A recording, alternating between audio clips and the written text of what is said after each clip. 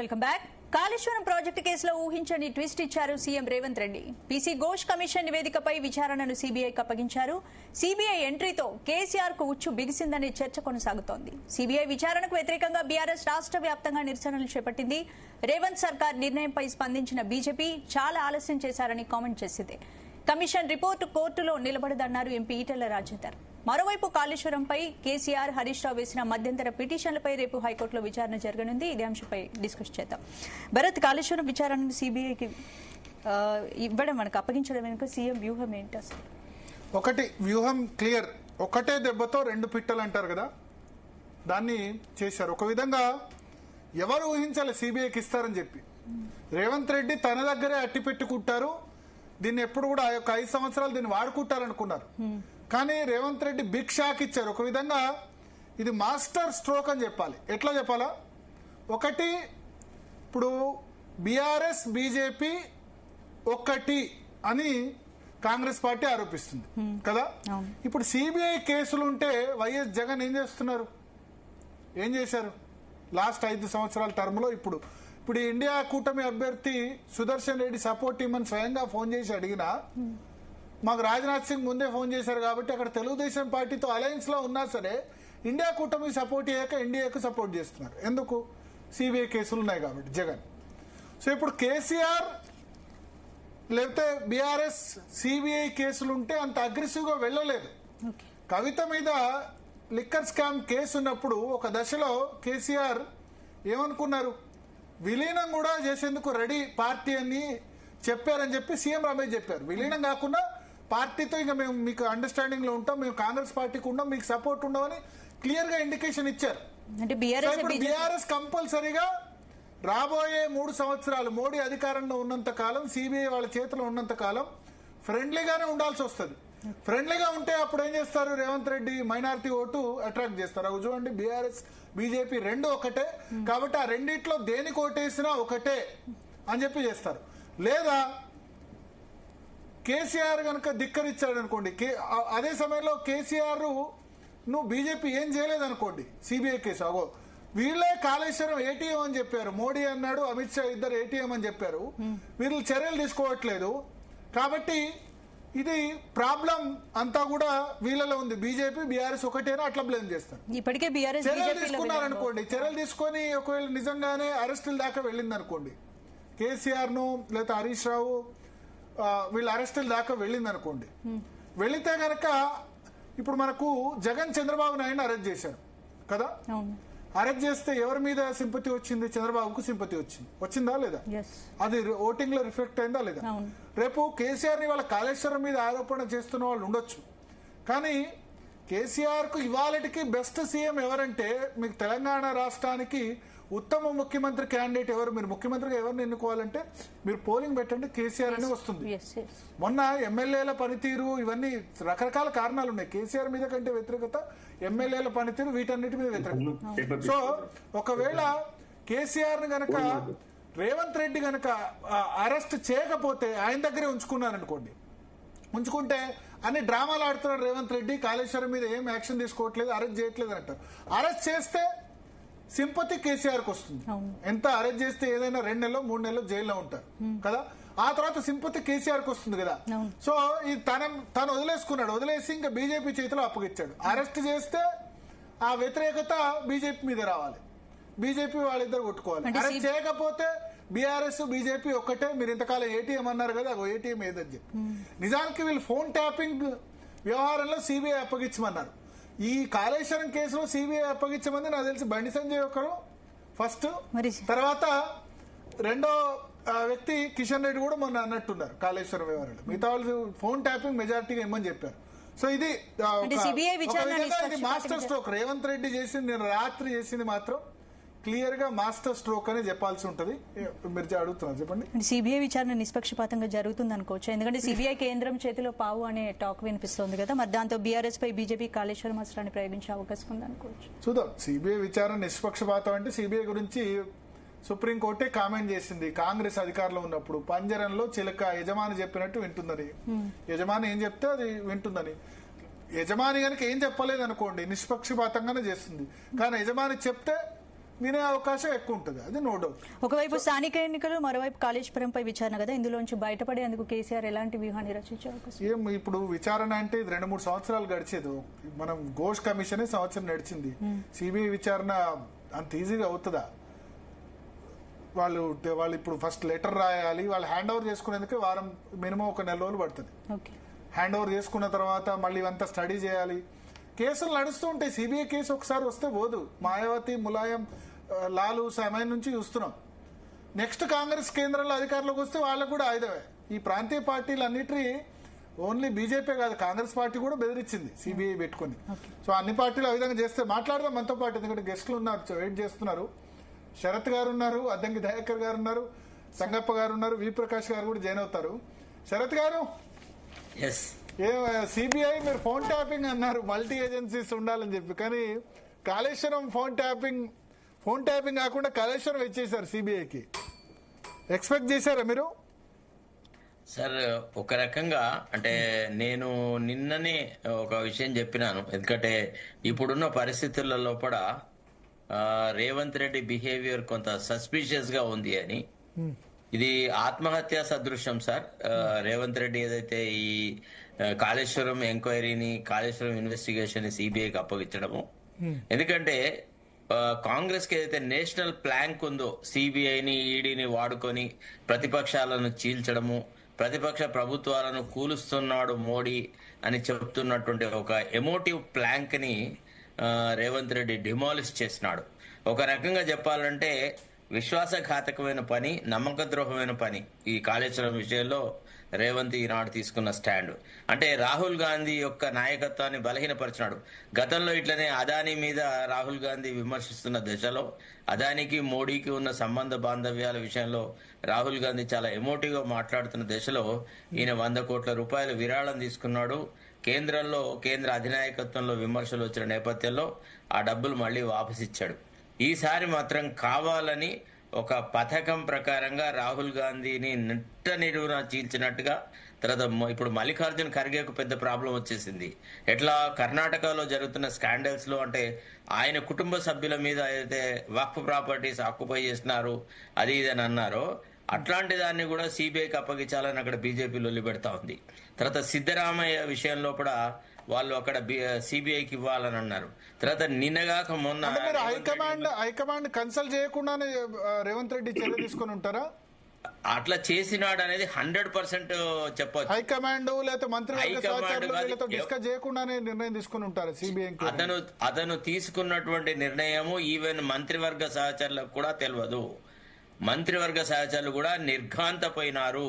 ఒక రకంగా Congress rank and ఫైల్లో రేవంత్ రెడ్డి తీసుకున్నటువంటి నిర్ణయము ఆత్మహత్యా సదృశము, నమ్మక ద్రోహం అనే భావం. మరి అట్లా అయితే మరి హైకమాండ్ మరి ఆయన మీద యాక్షన్ తీసుకుంటుందని భయం ఉండదా? చూడండి ఇప్పుడు ఏం జరుగుతుందో. ఇప్పుడు అప్పుడే ఒట్టిగానే అసెంబ్లీలో రెజల్యూషన్ పాస్ అయితే సిబిఐకి హ్యాండ్ ఓవర్ కాదు కదా. There is a procedure. ఒక ఎగ్జిక్యూటివ్ ఆర్డర్ పాస్ కావాలి, జీవో రావాలా, జీవో వచ్చే వరకు పార్టీ హైకమాండ్ రెస్పాండ్ అవుతుందా కాదా. ఒకవేళ ఈయన చెప్పినట్టుగా నిజాయితీగా, నిష్పక్షపాతంగా అన్ని కోణాల నుంచి అవినీతిని బయటపెట్టడానికి సిబిఐ ఒకటే ఒక గొప్ప సంస్థ అని నిన్న రేవంత్ రెడ్డి గారు పదే పదే చెప్పినారు కదా. ఈ మాటలకి గత వారం 10 రోజుల క్రితం ఇదే కేబినెట్ మీటింగ్ లో ఎప్పుడైతే చర్చ వచ్చిందో ఈ పీసీ ఘోష్ కమిషన్ రిపోర్ట్ మీద, పీసీ ఘోష్ కమిషన్ యొక్క రిపోర్టులో ఇన్ని విషయాలను ప్రస్తావించినాడు కాబట్టి దీని మీద సమగ్రమైన విచారణ సిబిఐతోనే సాధ్యం అని మరి ఆనాడు ఎందుకు అనలేకపోయినాడు? ఆనాడు అనలేదు. ఒక పక్క ఆ విషయాలన్నీ గ్రహించిన తర్వాత చాలా గుప్పిట్లో దాచుకొని సడన్ గా నిన్న అందరినీ సర్ప్రైజ్ చేసేసి ఒక రకంగా దెబ్బ కొట్టినాడు పార్టీ హైకమాండ్. పార్టీ విశ్వసనీయతను కూడా నాశనం చేసి పారేసినాడు రేవంత్ రెడ్డి. దీని ఫలితం ఆయన తప్పకుండా అనుభవించాల్సిన పరిస్థితి ఏర్పడుతుంది. పార్టీ హైకమాండ్ కాదు, ఇండియా అలయన్స్ లో ఉన్న ప్రతి లీడరు ఈ రేవంత్ రెడ్డి యొక్క నిర్ణయాన్ని వాళ్ళ ఛాలెంజ్ చేసి చెప్తారు. కానీ మీరు రాహుల్ గాంధీకి రేవంత్ రెడ్డి గ్యాప్ ఉందని మీరు అంటున్నారు. బీహార్ లో చూస్తే రాహుల్ గాంధీ, ప్రియాంక గాంధీ మధ్యలో రేవంత్ రెడ్డి ఆ కుటుంబానికి అంత సన్నిహితంగా కనిపిస్తున్నారు. గ్యాప్ ఉందంటారు. భరత్, నమ్మక ద్రోహం ఎప్పుడు కూడా నమ్మిన వాడే చేస్తాడు. నమ్మక ద్రోహం అనే ఆ పదానికి అర్థమే అది. ఒక రకంగా రాహుల్ గాంధీకి దగ్గరగా ఉన్నట్టు, ప్రియాంక గాంధీ దగ్గర ఉన్నట్టుగా ఇక్కడ ఎవరైతే దగ్గరగా ఉన్నట్టుగా అంటే ఇప్పుడు వాళ్ళు దగ్గరగా లేకుంటే వాళ్ళు ఎందుకు మధ్యలో ఆ ఓపెన్ టాప్ జీబులో వాళ్ళు నిల్చోబెట్టుకుంటారు?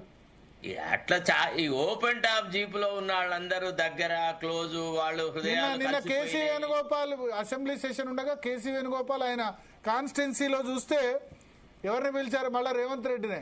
హైకమాండ్ ఇప్పుడు కేసీ వేణుగోపాల్ అంటే Rahul Gandhi ice and years. ఆయన ఒకవేళ హైకమాండ్తో డిఫరెన్స్ ఉంటే కేసీ వేణుగోపాల్ ఆ మీటింగ్కు నిన్న కాన్స్టిట్యున్సీలో విద్యార్థులకి ఆయన టెక్స్ట్ బుక్స్ ఏదో పంపిణీ చేస్తే కనుక మెరిటోరియస్ స్కాలర్షిప్ చేస్తే దానికి చీఫ్ గెస్ట్ రేవంత్ రెడ్డి. ధనమూలం ఇదం జగత్ భరత్.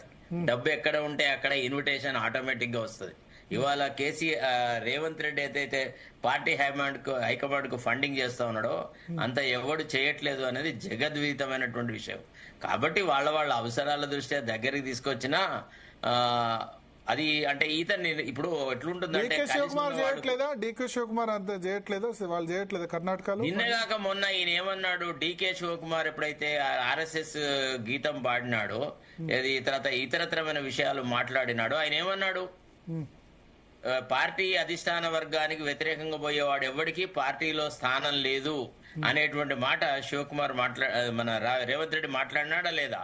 అప్పుడు ఏం చేసినాడు, I'm two close to Revanth Reddy, మన రాహుల్ గాంధీ అనే ఒక ఇంప్రెషన్ ఇచ్చినాడు. ఇప్పుడు ఇతను ఏం చేసినాడు, పార్టీ ఇప్పుడు డీకే శివకుమార్ ఏమని చెప్తున్నాడు, సిబిఐని ఈడీని వాడుకొని నా ప్రతిష్టను దెబ్బతీసినారు, నన్ను సర్వనాశనం చేయడానికి కృషి చేసినారు అని అన్నారు. తర్వాత ప్రతిపక్ష పార్టీల ప్రభుత్వాలను అన్నిటి కూలగొట్టడానికి సిబిఐ ఈడీ కారణమని చెప్పినాడు. తర్వాత విలాసరావు దేశ్ముఖ్ మీకు తెలిసే ఉంటది, అతన్ని చేర్చుకున్న విధానం ఏది, అతను ఆదర్శ స్కామ్ లో ఇన్వాల్వ్ అయి ఉన్నాడని అది ఇది అని చెప్పినారు. అజిత్ పవార్ ఇట్లాంటి వాళ్ళందరినీ లొంగ తీసుకున్నారు, అన్ని పార్టీలను చీల్చినారని కాంగ్రెస్ మొదటి నుంచి రూఫ్ టాప్ నుంచి మాట్లాడుతుంది. ఇవాళ వాళ్లకు ఆర్గ్యుమెంట్ ఉంటుందా? రేపు అందరు అడగరా నేషనల్ ప్రెస్ లో? మీరు చూస్తూనే ఉంటారు, ఇంకా కాసేపు అయితే నేషనల్ ప్రెస్ లో వస్తుంది how Revanth Reddy could take such a decision అని.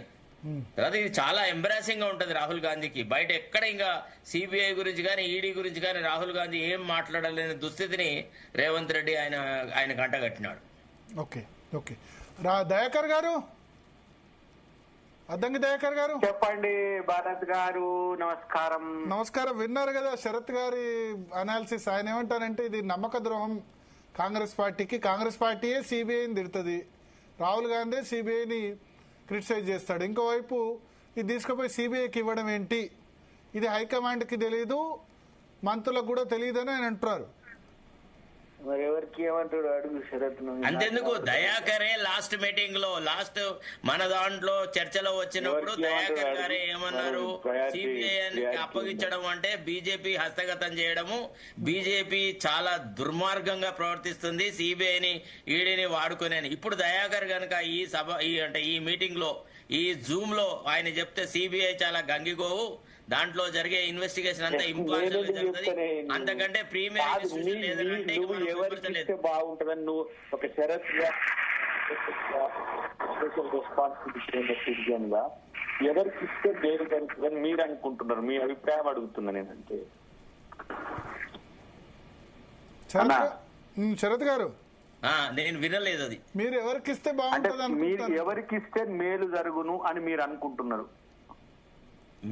నేను మేలనే కాదు, మీరు అవకాశవాదపు రాజకీయాలు చేసిన 2 years టైం ఎందుకు వేస్ట్ చేస్తున్నారు? అది అయిపోయాను 5 నిమిషాలు 6 నిమిషాలు చెప్తీవి, నేను కడుపు అది కాదు నేను అడుగు. దయాకర్ గారు నేను ఒక ప్రశ్న అడుగుతున్నాను, చెప్పండి. ఇప్పటి వరకు కాళేశ్వరం మీద నిజమైన ఇన్వెస్టిగేషన్ స్టార్ట్ అయిందా? Is there any FIR?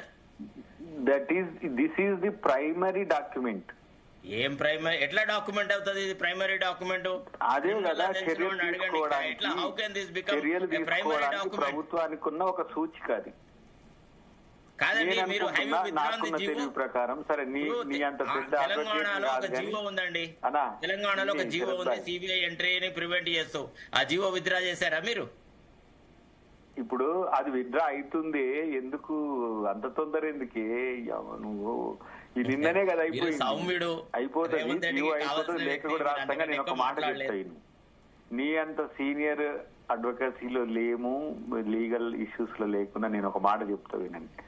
మనం సిట్ వేసినాం అనుకో, దాని పరిధి చాలా రిస్ట్రిక్టెడ్ గా ఉంటది. భరత్ భాయ్ మీకు కూడా తెలుసు. సిబిసిఐడి అదొక తరహా, ఏసీబీ ఇంకా అది రిస్ట్రిక్టెడ్. మనం ఇక్కడ మల్టీ సిట్ యాంగిల్స్ ఉన్నాయి, మల్టీ ఫేస్డ్ యాంగిల్స్ ఉన్నాయి. ఇప్పుడు ఇక్కడ నుంచి దోచుకున్న సొమ్ము ఎక్కడికో వెళ్ళిపోయింది. తర్వాత ఆర్బీఐ నుంచి పర్మిషన్ తీసుకొని ఎక్కడెక్కడి నుంచో అప్పులు తీసుకొచ్చిండ్రు. తర్వాత సెంట్రల్ గవర్నమెంట్ నుంచి పర్మిషన్స్ తీసుకున్న అంశాలు ఉన్నాయి. వ్యాప్కోస్ ను పంచాయతీలో పెడుతున్నారు, సిడబ్ల్యూసీని పంచాయతీలో వెళ్తున్నారు వాళ్ళు, ఎవరు బీఆర్ఎస్ వాళ్ళు. ఇవన్నీ కోఆర్డినేట్ చేయాలంటే స్టేట్ లెవెల్ ఆర్గనైజేషన్ చాలా, ఇక ఒక స్ట్రింగర్ స్టేట్ బ్యూరో చేసినంత పని చేయాలి. అది చాలా రిస్కీ, డిలేడ్ కూడా. కాబట్టి ఇప్పుడు సిబిఐని మీరు కూడా వాచ్ డాగ్ లెక్క ఉండండి, జీ న్యూస్ ఉంటది, మేముంటాం, బీఆర్ఎస్ ను కూడా ఉండమంటున్నాను నేను. మీకు ఎక్కడన్నా అన్యాయం తప్పు జరిగినట్టు అనిపిస్తే మీరు ప్రశ్నించండి. రాష్ట్ర ప్రభుత్వం సిబిఐ అంట, ఎందుకంటే మేమే కదా డేటా సోర్స్ అంతా ఇచ్చేది, మేమే కదా అకామిడేట్ చేసేది. కాబట్టి మేం పారదర్శకతను చేస్తాం. దయాకర్ గారు, దయచేసి నేను మీతో ఏకీభవించలేను. ఎందుకంటే ఒక్కసారి సిబిఐకి కేసు ఎంట్రస్ట్ చేసినాక వాళ్ళు ప్రిలిమినరీ రిపోర్ట్ అని ఒకటి ఉంటుంది సిబిఐ ప్రొసీజర్ లో. ఆ ప్రిలిమినరీ రిపోర్ట్ తీసుకోవడానికని వాళ్ళు ఎఫ్ఐఆర్ బుక్ చేస్తారు. ఇదమిద్దంగా వాళ్ళు ఫస్ట్ డిసైడ్ చేస్తారు whether it is a case worth probe or not అనేది. ఆ ప్రిలిమినరీ రిపోర్ట్ తర్వాత రియల్ ఇన్వెస్టిగేషన్ జరుగుతుంది. అప్పుడు మీ ఎవ్వరి రోలు అక్కడ ఉండదు. రాష్ట్ర ప్రభుత్వం టోటల్ గా సిబిఐకి ఇవ్వాల్సిందే. CBI does not allow any interference by the state police or its administration. అప్పుడు బీజేపీ ఒక మాట ఇక్కడ రాజకీయం చెప్తా నీకు. బీజేపీ కూడా కాళేశ్వరంలో అవినీతి జరిగిందని చెప్పిన తర్వాత, కాంగ్రెస్ చెప్పిన తర్వాత, శరత్ గారు చెప్పిన తర్వాత, లేకపోతే మీడియా చెప్పిన తర్వాత ఒక్క మాట నాకు చెప్పే, కాళేశ్వరంలో అవినీతి జరిగిందా లేదా మీరు చెప్పండి నాకు. ఇప్పుడు కాళేశ్వరం అవినీతి క్వశ్చన్ కాదు ఇక్కడ. క్వశ్చన్ ఏంటంటే మన సిబిఐకి ఈ విషయాన్ని నివేదించడంలో రాజకీయంగా తెలివైన నిర్ణయం జరిగిందా, రాజకీయంగా తెలివిలేని నిర్ణయమా, ఇది కాంగ్రెస్ పార్టీని ఎంబరాస్మెంట్ చేసే నిర్ణయమా అనేది చర్చ. Politically big game and also technically big game. నాకు తెలిసి నేను నా అంచనా ప్రకారం నేను చెప్తున్నా, బీజేపీ ఈ రోజు సిబిఐకి ఇవ్వకుండా ఇక్కడ చేస్తే డెఫినెట్ గా వాళ్ళు వీళ్ళని కాపాడుతుందని చెప్పేసి రాజకీయంగా మమ్మల్ని అనేది.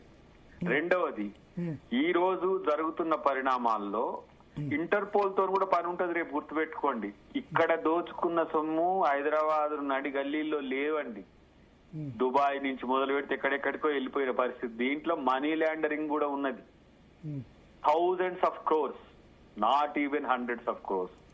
You know very much about the things which is going on Kaleshwaram. కాబట్టి ఏ దన్ను చూసుకొని ఎవరెందుకు మాట్లాడుతున్నారో అందరికీ తెలుసు. కాబట్టే ఇలా సిబిఐ కూడా దాని పారదర్శకత తెలుగు స్టేట్స్ కు తెలుస్తుంది. తెలియక ఇప్పుడు సిబిఐ ఏం చేస్తుంది మహా అయితే కేసీఆర్ తో లాలూచిపడి సిబిఐ, లేకపోతే బీజేపీతో లాలూచిపడి సిబిఐ కేసీఆర్ నెక్విట్టెల్ చేస్తే శిక్ష పడలే. ప్రజాకోర్టులు ఏమైంది? 2 పిల్లర్లు గుంగితే ప్రభుత్వం. దయాకర్ గారు క్వశ్చన్, కౌంటర్ క్వశ్చన్. మీరు అంటున్నారు బీఆర్ఎస్ బీజేపీ ఒకటే అని. మీరు తీసుకుపోయి మరి సిబిఐ చేతిలో పెట్టారు. నిజంగానే బీఆర్ఎస్ బీజేపీ ఒకటైతే వాళ్ళు ప్రొటెక్ట్ చేస్తే బీఆర్ఎస్ ఏం అవినీతి జరగలేదంటే మిత్రమా గుర్తుపెట్టుకో, బీఆర్ఎస్ బీజేపీ రాజకీయ అవగాహన కొరకు వాళ్ళు అనుకూలమైనప్పుడు అనుకూలంగా, వ్యతిరేకమైనప్పుడు వ్యతిరేకంగా ఉంటారు. కానీ మాతోనైతే లేరు. వాళ్ళు సిద్ధాంతపరంగా లేరు, రాజకీయంగా లేరు. మీతోనంటే రేవంత్ రెడ్డితో ఉన్నారు అని ఆరోపిస్తారు బీఆర్ఎస్ వాళ్ళు ఎప్పుడు. మరి టెలిఫోన్ వాళ్ళు ఆలోచిస్తారు. మా శరత్ అన్న కూడా అంటాడు. నేను అడిగేది ఒక ప్రశ్న భరత్, మరి టెలిఫోన్ టాపింగ్ కూడా వైడ్ రామిఫికేషన్స్ ఉన్నది కదా. కేంద్ర మంత్రులు, హైకోర్టు జడ్జులు, న్యాయమూర్తులు చాలా మంది చేసినారు కదా.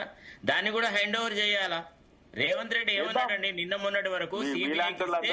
బీజేపీ నాటకం ఆడుతుంది అని అన్నాడా లేదా? ఇదే కాళేశ్వరం విషయంలో సిబిఐకి ఫ్రీ ఇచ్చినాం కదా శరత్ భాయ్. వాళ్ళు రేపు ఎంటర్ అయ్యేది వాళ్ళ ఇష్టం. సుమోటో కూడా వచ్చే అవకాశాలు కూడా లేకపోలేదు. నేను ఇక్కడ ఏమంటున్నానంటే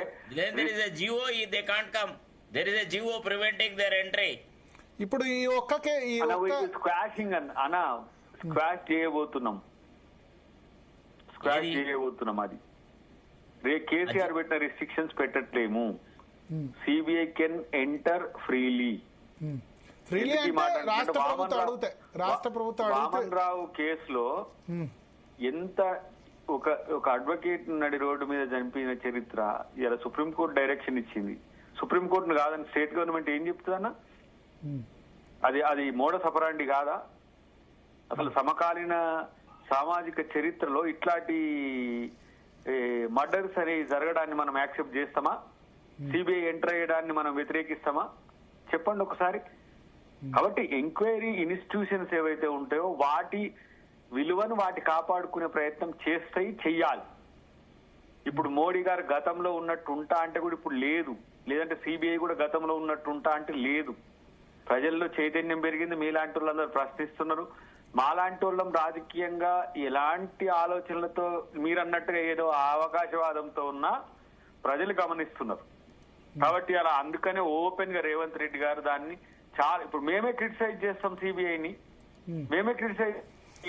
ఒకసారి అడుగు. సంగప్ప గారు ఉన్నారు భారతీయ జనతా పార్టీ నుంచి. సంగప్ప గారు, సంగప్ప గారు మాట్లాడండి సార్. సంగప్ప గారు, ఇప్పుడు ఏటీఎం అన్నారు. నిజంగా ఏటీఎమా లేకపోతే ఇదా? నాకు తెలిసి బండి సంజయ్ ఒక్కళ్ళే సిబిఐ ఎంక్వైరీ అని చెప్పారు. బహుశా ఆయన వేరే ఈక్వేషన్ తో అని ఉండొచ్చు. ఈటల రాజేందర్ ఉన్నారు కాబట్టి అని ఉండొచ్చు అని అంటారు. Everybody said Kishan Reddy and all others demanded వాళ్ళు ఫోన్ ట్యాపింగ్ వ్యవహారం. ఇందులో కూడా కిషన్ రెడ్డి అంటే మొట్టమొదటిసారిగా కాళేశ్వరం కేసుని మీరు సిబిఐకి ఇవ్వండి అని చెప్పి ఇప్పుడు కాదు, 1.5 year కిందనే ఈ గవర్నమెంట్ రాగానే రేవంత్ రెడ్డి గారు ముఖ్యమంత్రి కాగానే బండి సంజయ్ గారు డిమాండ్ చేశారు. వాస్తవం అది. ఆ తర్వాత పార్టీలో ఉన్నటువంటి నాయకులందరూ కూడా కిషన్ రెడ్డి గారు కావచ్చు, లక్ష్మణ్ గారు కావచ్చు, ఇప్పుడు నిన్న మొన్న వచ్చినటువంటి అధ్యక్షుడైనటువంటి రామచంద్రరావు గారు కూడా దీని ఇష్యూ వచ్చినప్పుడు సిబిఐకి ఇవ్వాలని డిమాండ్ చేశారు. భారతీయ జనతా పార్టీ ముందు నుంచి కూడా సిబిఐకి ఇవ్వాలని డిమాండ్ చేస్తుంది. అందులో వేరే ఏం లేదు. బండి సంజయ్ గారు ఫస్ట్ మీరు అన్నట్టు బండి సంజయ్ గారే ముందు డిమాండ్ చేశారు. ఆయన డిమాండ్ ఎందుకు చేశారనే దానికి కూడా ఇంతకుముందు దయాకరణ కొన్ని విషయాలు చెప్పారు. ఇది కేవలం కేసీఆర్ కు లేకపోతే ఇక్కడ ఉన్నటువంటి 1-2 ఏజెన్సీకి సంబంధించిన ఇష్యూ కాదు. ఇందులో ఉన్నటువంటి డబ్బు అంతా చాలా దేశాలు దాటి విదేశాలకు దాటించిన పరిస్థితి ఉంది. సో అట్లాంటి పరిస్థితుల్లో ఈడీ కానీ లేకపోతే ఇంటర్పోల్ ఇక్కడ వేరే వాళ్ళు ఇక్కడ వెళ్ళిపోయిన వాళ్ళు అందరూ ఇంటర్పోల్ ఇష్యూ కూడా ఎంటర్ కావాల్సిన అవసరం ఉంటుంది. అంతా ఉంది. అయితే ఒకటి మేము ఈ గవర్నమెంట్ ఎందుకంటే రేవంత్ రెడ్డి గారు కూడా సరే మేము భారతీయ జనతా పార్టీగా మేము ముందు నుంచి కూడా ఇది కాళేశ్వరం బీఆర్ఎస్ ఏటీఎం అన్నాం. ఆ మాటకు ఆ రోజు నుంచి ఈ రోజు కట్టుబడున్నాం. మా స్వయాన ప్రధానమంత్రి గారు మా బీజేపీ ఎలక్షన్ సంబంధించిన ప్రచారంలో కూడా ఏటీఎం అన్నారు, అమిత్ షా గారు అన్నారు. ఎక్కడ కూడా మేము వెనక్కి పోవట్లేదు. బరోబర్ కాళేశ్వరం ప్రాజెక్ట్ ని బీఆర్ఎస్ ఏటీఎం గా మార్చుకుంది. అందులో 1000 కోట్ల అవినీతి జరిగింది. అది ముందు నుంచి చెప్తున్న మాట, దాని మీదనే కట్టుబడినాం. అయితే మేము రేవంత్ రెడ్డి గారు ముఖ్యమంత్రి కాగానే బండి సంజయ్ గారు డిమాండ్ చేసింది ఏంటంటే ఇది మీరు కాళేశ్వరం గురించి మీరు అప్పటికా పీసీకోస్ కమిషన్ కూడా రాలేదు. దానికంటే ముందే ఆయన అన్నారు సిబిఐకి ఇవ్వండి కేసుని, అందులో దోషులు ఎవరో బయటపడతారు వాళ్ళకి శిక్షలు పడతాయి అన్నారు. 20 నెలలు అయింది భరత్ గారు. ఇప్పుడు పీసీ ఘోష్ గారి కమిషన్ వచ్చిన తర్వాత కూడా ఇంత ఎక్సర్సైజ్ జరిగింది కదా. సరే దాకరన్ అంటున్నాడు అది డాక్యుమెంట్ కి ఉపయోగపడుతుంది, లేకపోతే ఇంకా సప్లిమెంట్ ప్రైమరీ ఏదో అంటున్నారు. నాకు తెలిసి శరతన చెప్పాలని సీనియర్ లాయర్ కాబట్టి నాకున్న సమాచారం జర్నలిస్ట్ గా నేను చాలా ఇట్లాంటి కేసులు చూసినాను కాబట్టి మళ్ళీ సిబిఐ 0 నుంచి స్టార్ట్ చేస్తుంది. ఇప్పటికే వీళ్ళు ఒక 15-20 నెలల టైం వేస్ట్ చేసినారు. సిబిఐ మళ్ళీ ఇప్పుడు 0 నుంచి స్టార్ట్ చేస్తుంది. మళ్ళీ ఒక 2.5-3 సంవత్సరాలు ఇప్పుడు ఒకటి పీసీ ఘోష్ కమిషన్ ఉంది రిపోర్ట్. అది ఎట్లా అఫీషియల్ డాక్యుమెంట్ సమాచారం అయితే కాదు. మళ్ళీ అంటే వాళ్ళ ఇష్టం, అది జస్ట్ సప్లిమెంట్ అవుతున్న అంటే అది వాళ్ళ ఒక ఫైండ్ అవుట్. వాళ్ళు ఒక సంవత్సరం పాటు ఇన్వెస్టిగేట్ చేసి ఎంక్వైరీ చేసిన డాక్యుమెంట్ ఉంది. దీనిలో ఇక్కడ ప్రాబ్లం ఇది ఇక్కడ అని చెప్పింది. అదొక డిఫరెన్స్ ఉపయోగపడుతుంది కదా. వాడుకుంటుందని నేను అనుకుంటున్నా. నా తర్వాత ఈ క్వశ్చన్ మళ్ళీ మీరు శరతన అడగండి అని చెప్తాడు. నేను నాకున్న సమాచారం నాకున్న నాలెడ్జ్ ప్రకారం ఇన్ఫర్మేషన్ కోసం మాత్రమే వాడుకునే అవకాశం ఉంటుంది తప్ప దాన్ని వీళ్ళు బేస్ చేసుకుని ఎఫ్ఐఆర్ చేయగానే అందులో ఉన్న పేర్లు ఎవరెవరు వచ్చినాయి, ఎవరెవరు విచారణ చేశారు వాళ్ళందరి మీద వీళ్ళు ఎఫ్ఐఆర్ బుక్ చేసే అవకాశం ఉంటుందని నేను అనుకోవట్లేదు. దానికి ఇంకా నాకంటే ఎక్కువగా లీగల్ ఇష్యూస్ లో అన్న చెప్పాలా శరతన చెప్పాలా. కానీ ఈ 20 నెలల టైం వేస్ట్ అయిపోయింది. మళ్ళీ ఇప్పుడు ఇచ్చిన తర్వాత ఇప్పుడు మళ్ళీ వాళ్ళు బేసిక్ నుంచి జీరో నుంచి స్టార్ట్ చేయాలా, మళ్ళీ ఒక 2-3 సంవత్సరాల టైం పడుతుంది. ఒకవేళ రేవంత్ రెడ్డి గారికి అసలు ఫస్ట్ ఈటల రాజేందర్ రోల్ ఏందో చూడండి సంగప్ప గారు, ఆయన ఏందో మాట్లాడుతున్నాడు. ఈసీ ఘోష్ కమిషన్ తేల్చమని చెప్పాము. తర్వాత ఇప్పుడు సిబిఐ వచ్చినా కూడా ఆయన ఈటెల రాజేందర్ గారు ఒక రాజేందర్ గారిగా చేయలేదు కదా, ఆర్థిక మంత్రిగా అప్పుడున్నటువంటి క్యాబినెట్ అప్పుడున్నటువంటి కేసీఆర్ గారి ఆదేశాలు ఏందో ఏదో దాన్ని బట్టి ఆయన ఏం చేసినో తేల్చనియండి. దానికి ఈటెల రాజేందర్ గారు కూడా సిద్ధంగానే ఉన్నారు కదా, ఆయన కూడా అన్నారు కదా ఇది సిబిఐకి ఇవ్వాలని ఈటెల రాజేందర్ గారు కూడా అన్నారు, మాకేం ఇబ్బంది లేదన్నారు ఆయన. కాబట్టి ఆ విషయంలో మేము సెకండ్ ఒపీనియన్ తో అయితే లేం, అక్కడ ఉన్నారని ఆయన కూడా సిద్ధంగానే ఉన్నారు. ఈటెల రాజేందర్ గారు స్వయంగా చెప్పారు. నేనేమంటే 20 నెలల టైం వేస్ట్ చేశారు వీళ్ళు. ముందే ఇచ్చినట్టయితే ఈ రోజు వరకు ఒక 15 నెలల్లో ఒక కేసు కొలిక్కి వచ్చేది. వీళ్ళలో కొంతమంది అధికారులు పోయేటోళ్ళు, తర్వాత ఇప్పుడు ఇంత కవిత చెప్పినట్టు హరీష్ రావు పోయేటోడా, లేకపోతే సంతోష్ రావు పోయేటోడా, కేసీఆర్ పోయేటోడా, ఏదో ఒక్కొక్క కొలికైతే వచ్చేదని మా ఉద్దేశం. ఆలస్యం చేశారని ఒకటి. రెండవది, మీరు ఇంతకుముందు మాట్లాడుతూ సరే అది మాస్టర్ స్ట్రోకా లేకపోతే అన్న చెప్పినట్టు శరత్ అన్న చెప్పినట్టు మిస్టేక్ అని కాదు. నాకేమనిపిస్తుంది అంటే ఇందులో ఈ మీరేమన్నారు ఒక వర్డ్ భరత్ గారు, మీ వర్డ్ ఒకటి కోట్ చేస్తున్నాను నేను. మళ్ళీ వీళ్ళు మైనార్టీ ఓట్లని పోలరైజ్ చేసుకునే అవకాశం ఉంటుందని. కాంగ్రెస్ పార్టీ ఎప్పుడు కూడా హిందూ ఓట్ల గురించి ఆలోచించలేదు, హిందూ సమాజం గురించి కూడా ఆలోచించలేదు. డైరెక్ట్ కేవలం కాంగ్రెస్ పార్టీ బతుకుతున్నదే మైనార్టీ ఓట్ల మీద. మైనార్టీల కోసమే ఆ ఓటు బ్యాంక్ కోసమే భారతదేశాన్ని తాకట్టు పెట్టడానికి, భారతదేశానికి ఎంత అంటే అంత నష్టం చేయడానికి సిద్ధమైంది. 60 సంవత్సరాల పార్టీ చేసింది అదే. కొత్తగా మళ్ళీ రేవంత్ రెడ్డి గారు చేయాల్సిన అవసరం లేదు, ఇప్పటికీ చాలా చేసినారు. హిందూ సమాజానికి ఎంత ద్రోహం చేయాలని చేశారు. చివరికి ఒక హిందూ సమాజాన్ని ఒక ఉగ్రవాద సంస్థలు కూడా హిందుత్వంలో ఉన్నాయని చెప్పి క్రియేట్ చేసినారు కాంగ్రెస్ పార్టీ. మనం ఎవరు యూపీఏ సెకండ్ గవర్నమెంట్. హిందూ సమాజము సర్వే జన సుఖినో భవంతు అని చెప్తుంది. హిందూలో ఉన్నటువంటి గురువులందరూ కూడా సర్వే జన సుఖినో భవంతు అని చెప్తారు. అట్లాంటిది సమాజంలో వేరే సమాజంలో మా దేవుడు నమ్మకపోతే వాడు చంపేయండి అని చెప్తారు. కానీ మా దగ్గర ఎవడు దేవుడు నమ్మడం కాదు, నేను కొట్టిన కూడా ఇంకో చంప చూపించాలని చెప్తారు. అంటే అంత ద్రోహం చేసింది కాంగ్రెస్ పార్టీగా. హిందూ సమాజం గురించి ఆలోచించదు. అది ఎట్లాగూ కాంగ్రెస్ పార్టీ కేవలం మైనార్టీ మీద ఉంది. సారీ సార్, ఇష్యూని డైవర్ట్ చేస్తున్నారు మీరు అన్నారు కాబట్టి డైవర్షన్ వచ్చింది. కానీ ఒక విషయం చెప్తున్నాను నేను, సిబిఐ అనేది వెనకట్లాగా మీరు ఏదో ఎన్నో రకరకాలుగా యూపీఏ గవర్నమెంట్ లో లేకపోతే ఇందిరాగాంధీ టైంలో, రాజీవ్ గాంధీ గారి టైంలో చేసినటువంటి యాక్టివిటీ ఇప్పుడు చేయడానికి లేదు. ఇప్పుడు ఎందుకంటే ఇప్పుడు మొత్తం సమాజమే చైతన్యవంతమైంది, మీడియా చాలా యాక్టివ్గా ఉంది. సార్ ఒక పార్టీలో ఉండి ఒక పార్టీ ఇంకో పార్టీ తిట్టినోడు ఆ పార్టీకి పోయినట్టయితే వెంటనే గూగుల్ పట్టిస్తుంది కదా. ఒకవేళ ఇంతకు ముందు ఆపోజిషన్ లీడర్ని తిట్టి ఇప్పుడు ఆయన సంకలనం చేయగానే ఆయన పొగడేసరికి గూగుల్లో మన వాళ్ళందరూ అప్పుడేంది ఇప్పుడేందని వేస్తూనే ఉన్నారు కదా. గూగుల్ పట్టిస్తుంది. ఒకవేళ సిబిఐ అట్లాంటి తప్పు చేసినా కూడా సమాజం పట్టుకుంటుంది. ఎందుకట్లాగా లేదు.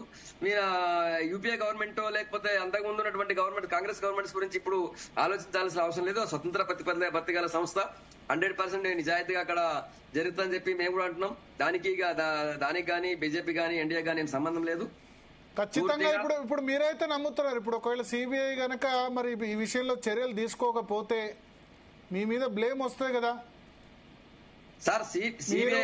కొల్లుడు అయినట్టు సార్ సిబిఐ అనేది దాని పని అది చేస్తుంది. సిబిఐకి సంబంధించి దాని కోర్స్ అది చేస్తుంది. దాంట్లో భారతీయ జనతా పార్టీకి ఏం సంబంధం? సుజనా చౌదరి, సీఎం రమేష్, అజిత్ పవార్ చాలా మంది విషయాలు తన పని తాను చేసి ఇప్పుడు ఎంతమంది శరత్ అని కూడా చెప్పారు. అప్పుడే ఇంటర్వ్యూ అవుదాం అనుకున్నాను. అజిత్ పవార్ ది మాకేం సంబంధం సార్? అవి సిబిఐ కేసు చేసింది, అందులో వాళ్ళకున్న సమాచారం దానికున్న ఇన్ఫర్మేషన్ బట్టి వాళ్ళు ఇన్వెస్టిగేషన్ జరిగింది. కొన్ని ఎన్నో కేసులు సార్ సంవత్సరాల తర్వాత నడిచిన తర్వాత కొట్టేస్తారు. మర్డర్ కేసులు కూడా జరిగిన తర్వాత సాక్షులు జనం కొట్టేస్తారు. సుప్రీంకోర్టు హైకోర్టు కూడా బ్లేమ్ చేస్తారు. కోర్టు కాదు, ముందు చార్జ్ షీట్ లో దోషం తెలిచడం, తర్వాత ఏం లేదని చెప్పడం. ఫస్ట్ ఇన్ఫర్మేషన్ ప్రకారం చేస్తే వాళ్ళ మీద ఎఫ్ఐఆర్ నమోదు అవుద్ది. ఆ తర్వాత చార్జ్ షీట్ లో ఉండదు. అది మామూలు కేసులో కూడా జరుగుతాయి సార్. మర్డర్ కేసులో పడ్డ వాళ్ళు తర్వాత చార్జ్ షీట్ లో పేరు ఉండవు. దానికి దీనికి ఏం సంబంధం ఉంటుంది? అప్పట్లాగా లేదు సార్. మీరు కాంగ్రెస్ కంట్రోల్ చేసినంత పరిస్థితి ఇప్పుడు భారతీయ బీఆర్ఎస్ వెర్షన్ తీసుకుందాం. శ్రీధర్ రెడ్డి గారు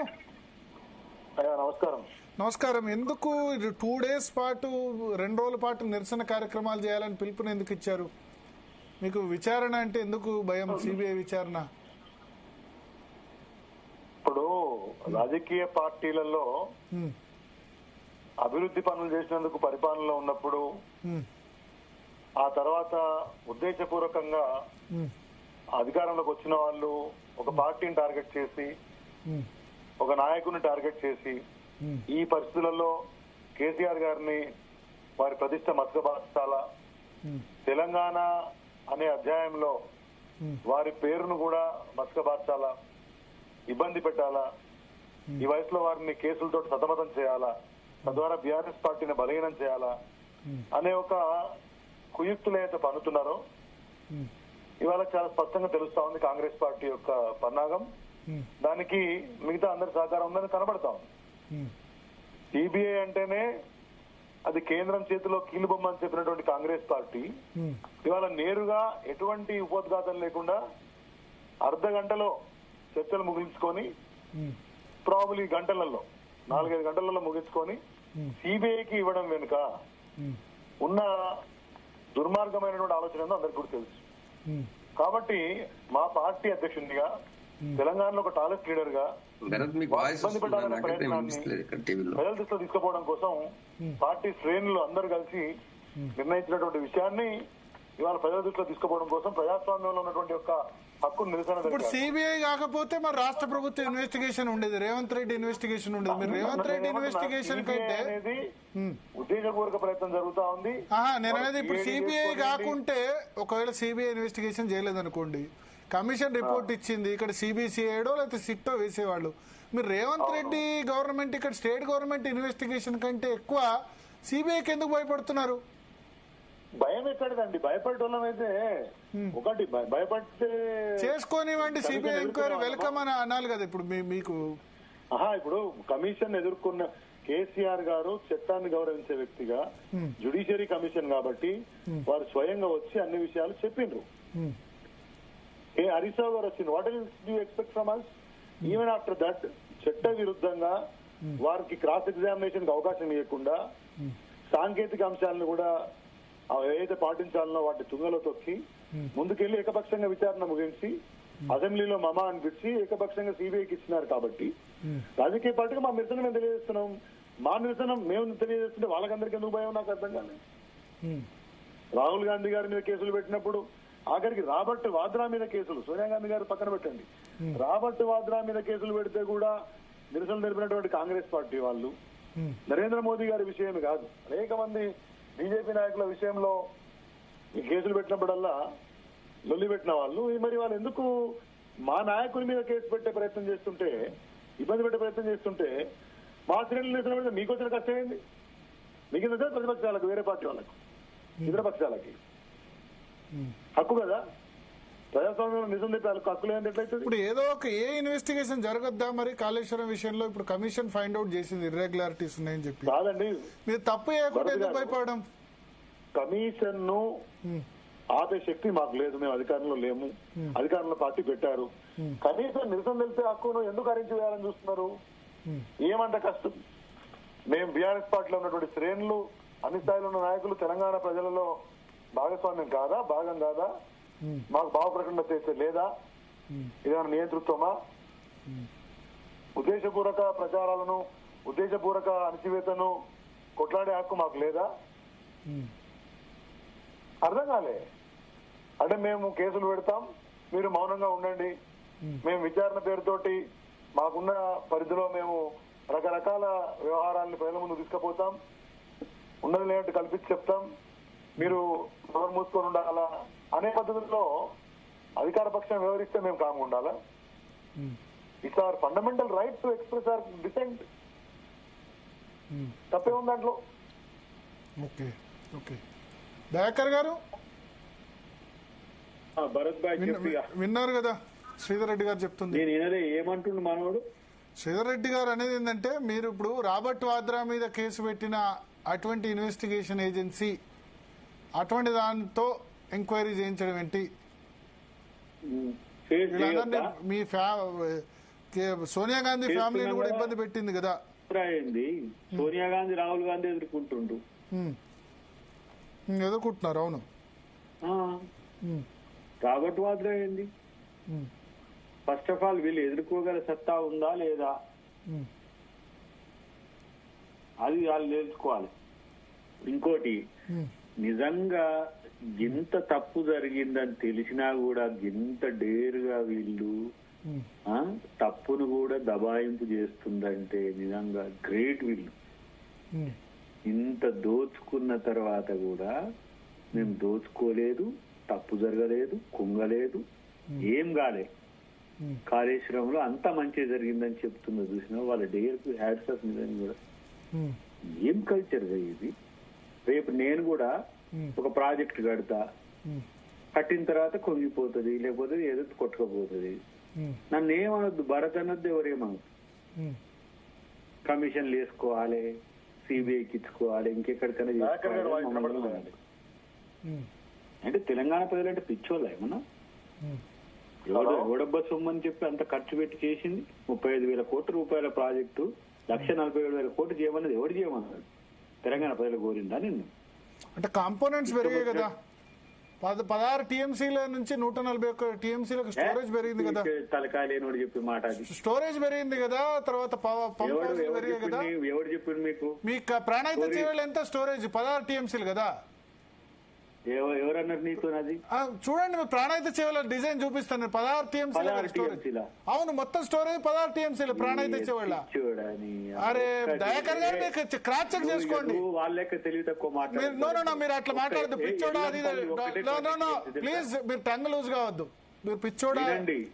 నో, మీరు ఆ మాట విడ్రా చేసుకోండి. దయాకర్ గారు విడ్రా చేసుకోండి. మీరు విడ్రా చేసుకోండి. మీరు పిచ్చోడా అని ఎట్లా అంటారు? తప్పు కదా. ఎవడో పిచ్చోడు అన్నదాన్ని నువ్వెందుకు పట్టుకుంటున్నావు? ఎవడో పిచ్చోడు? ప్రాణాయిత చేవేళ స్టోరేజ్ ఎంత చెక్ చేయండి. ఎవడా నీకు చెప్పింది? ఎవరారేంది? ప్రాణాయిత చేవేళ రాజశేఖర్ మీరు చెక్ చేసుకోండి, నెట్ లో చెక్ చేసుకోండి. 16 టీఎంసీలు ఉండే 141 టీఎంసీలు అయింది. మీరు ఎవరిని మాట్లాడుతున్నారు? ఎవరు? ఎల్లంపల్లి కాదు, ప్రాణాయిత చేవేళ కాంపోనెంట్ అంటారు మొత్తం టోటల్. ఎల్లంపల్లి కంప్లీట్ అయిన తర్వాత కదా చేంజ్ చేసింది. ఎల్లంపల్లి కంప్లీట్ అయిన తర్వాత కదా చేంజ్ చేసింది స్టోరేజ్. రీడిజైన్ చేసింది ఎల్లంపల్లి కంప్లీట్ అయిన తర్వాత కదా. మల్లన సాగర్ ఎంత, అనంత సాగర్ ఎంత, కొండపోచమ్మ సాగర్ కెపాసిటీ ఎంత? 14 టీఎంసీ 141. మీరు విడ్రా చేసుకోవాలి. రాంగ్. దయాకర్ గారు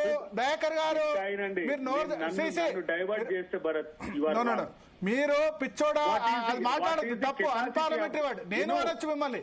మీరు తప్పుగా నోరు జారితే ఎస్ నేను నోరు జారే అని చెప్పండి. పిచ్చోడా అని నన్ను ఎట్లా అంటారు? నిన్ను పిచ్చోని అనాల్సి వస్తుంది.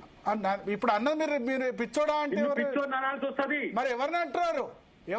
ఎల్లంపల్లి ఎల్లంపల్లి తర్వాత కంప్లీట్ అయిన తర్వాత కదా రీడిజైన్ చేసింది. నాకు డైరెక్ట్ గా నువ్వు పిచ్చోళ్ళ తరపున కొట్లాడతా అంటే కొట్లాడు. పిచ్చోళ్ళ తరపు ఏంటండి? నేను కాంగ్రెస్ కాదు, బీఆర్ఎస్ కాదు. అయినా నేను మీ పార్టీకి బ్యాట్ చేయలేను. నేను కాంగ్రెస్ పార్టీకి బ్యాటింగ్ చేయలేను. శ్రీపాద ఎల్లంపల్లి తర్వాత రీడిజైన్ చేశారు, కంప్లీట్ తర్వాత రీడిజైన్ చేశారు. మీరు కనుక్కోండి. 16 టీఎంసీలు 141 టీఎంసీలు అయింది. మల్లన్న సాగర్ ఎంత, కొండపోచమ్మ సాగర్ ఎంత? శ్రీపాద ఎల్లంపల్లి కంప్లీట్ అయిన తర్వాత మీరే కట్టారని చెప్పారు కదా. కట్టిన తర్వాత కదా రీడిజైన్ చేసింది. 2013లో కిరణ్ కుమార్ కట్టిన తర్వాత కదా రీడిజైన్ చేసింది. పొన్నం ప్రభాకర్ కట్టిన తర్వాత కదా రీడిజైన్ చేసింది. మీరు గట్టే మాట్లాడితే ఇంకా డబుల్ గట్టే మాట్లాడగలరు. No you withdraw your word. తప్పు. తెలుసుకో, మీరు తెలుసుకోండి. మీరు తెలుసుకోండి. 16 మల్లన్న సాగర్ కెపాసిటీ పెంచలేదు. దయాకర్ నేను కూడా అనాల్సి వస్తుంది. దయాకర్ నేను కూడా అనాల్సి వస్తుంది. మీరు మాట్లాడద్దు. మీరు అన్పార్లమెంటరీ వాడు ఏం చేశారు? కెపాసిటీ అంటే లేదని చెప్పండి. మీరు సరిదిద్దండి. రాంగ్ అని చెప్పండి, అంతేగాని మీరు అట్లా మాట్లాడతారు. మీకు తెలియకపోతే ఎట్లా మాట్లాడతారు? శ్రీపాద ఎల్లంపల్లి కంప్లీట్ తర్వాత రీడిజైన్ జరిగింది. దయాకర్ గారు మీరు అన్పార్లమెంటరీ మాట్లాడితే నేను అన్పార్లమెంటరీ మాట్లాడను. మీరు శ్రీపాద ఎల్లంపల్లి కంప్లీట్ ఒక్క నిమిషం. శ్రీపాద ఎల్లంపల్లి చెబుతున్నా రాసుకో. నేను ఒక్క నిమిషం శ్రీపాద ఎల్లంపల్లి కంప్లీట్ చేసింది ఎవరు? దయాకర్. ఎవరు? కాంగ్రెస్ పార్టీ కదా. కాంగ్రెస్ పార్టీ కంప్లీట్ చేసిన తర్వాత కదా రీడిజైన్ చేసింది. రీడిజైన్ ఆ తర్వాత చేసింది. దాని తర్వాత ఎంత? శ్రీపాద మల్లన్న సాగర్ ఎంత మీరున్నప్పుడు? ఎన్ని టీఎంసీ? చెప్తే నీకు కథ తెలుసు. మళ్ళీ నేను మాట్లాడేది శ్రీపాద ఎల్లంపల్లి కంప్లీట్ తర్వాత రీడిజైన్ చేసింది. నువ్వు అన్న 16 టీఎంసీలు తప్పు అని చెప్తున్నా నీకు. నేను ప్రాణహిత చేవెళ్ల ప్రాజెక్టుకు సంబంధించి శ్రీపాద బిఫోర్ ఉన్న మల్లన్న సాగర్ గాని, కొండపోచమ్మ సాగర్ గాని, రంగనాయక అవన్నీ నాకు అనవసరం. శ్రీపాదెల్లంపల్లి కంప్లీట్ అయింది కదా, మీరు కేసీఆర్ చేతిలో పెట్టాను మీరే చెప్తున్నారు కదా, పెట్టలేదా? నువ్వు మొత్తము ప్రాణహిత చేవెళ్ళ 16 అంటివి, నేను మళ్ళీ చెప్తున్నా కదా, ప్రాణహిత చేవెళ్ళ మీరు కేసీఆర్ లో పెట్టే చేతిలో పెట్టే నాటికి కంప్లీట్ చేయనివి రంగనాయక సాగర్, కొండపోచమ్మ సాగర్, తుమ్మిడి ఎట్టి మరి అదే నేను చెప్పేది. మరి చెప్పండి మీరు నాకెందుకు అవి మీరు 16 టీఎంసీలు అన్నావు కాబట్టి చెప్తున్నా నీకు. 16 టీఎంసీ 20 టీఎంసీలు మిగతా ఇరుసు తెలుసు, మిగతావన్నీ తెలుసు, మిగతావన్నీ ఎత్తిపోస్తానికి ఫుట్బాల్ కాడ పెట్టే 2 టీఎంసీలు మల్లన్న సాగర్ 50 టీఎంసీల డెడ్ స్టోరేజ్ ఎంత?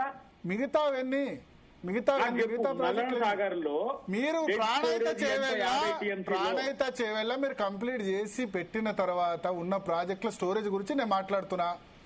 16 టీఎంసీలు అన్నావు కాబట్టి నేను చెప్తున్నా ఒక్కటే. అది నేను చెప్పండి 16 టీఎంసీలు కాదంటే ఇదని చెప్పండి, కాదని చెప్పండి కానీ అన్పార్లమెంటరీ వర్డ్ నేను మీలా యూజ్ చేయలేదు. కాదు, you are supporting some else. నేను కాంగ్రెస్ కు సపోర్ట్ చేస్తా, కొన్ని సందర్భాల్లో బీఆర్ఎస్ చేస్తా, కొన్ని సందర్భాల్లో బీజేపీ చేస్తా.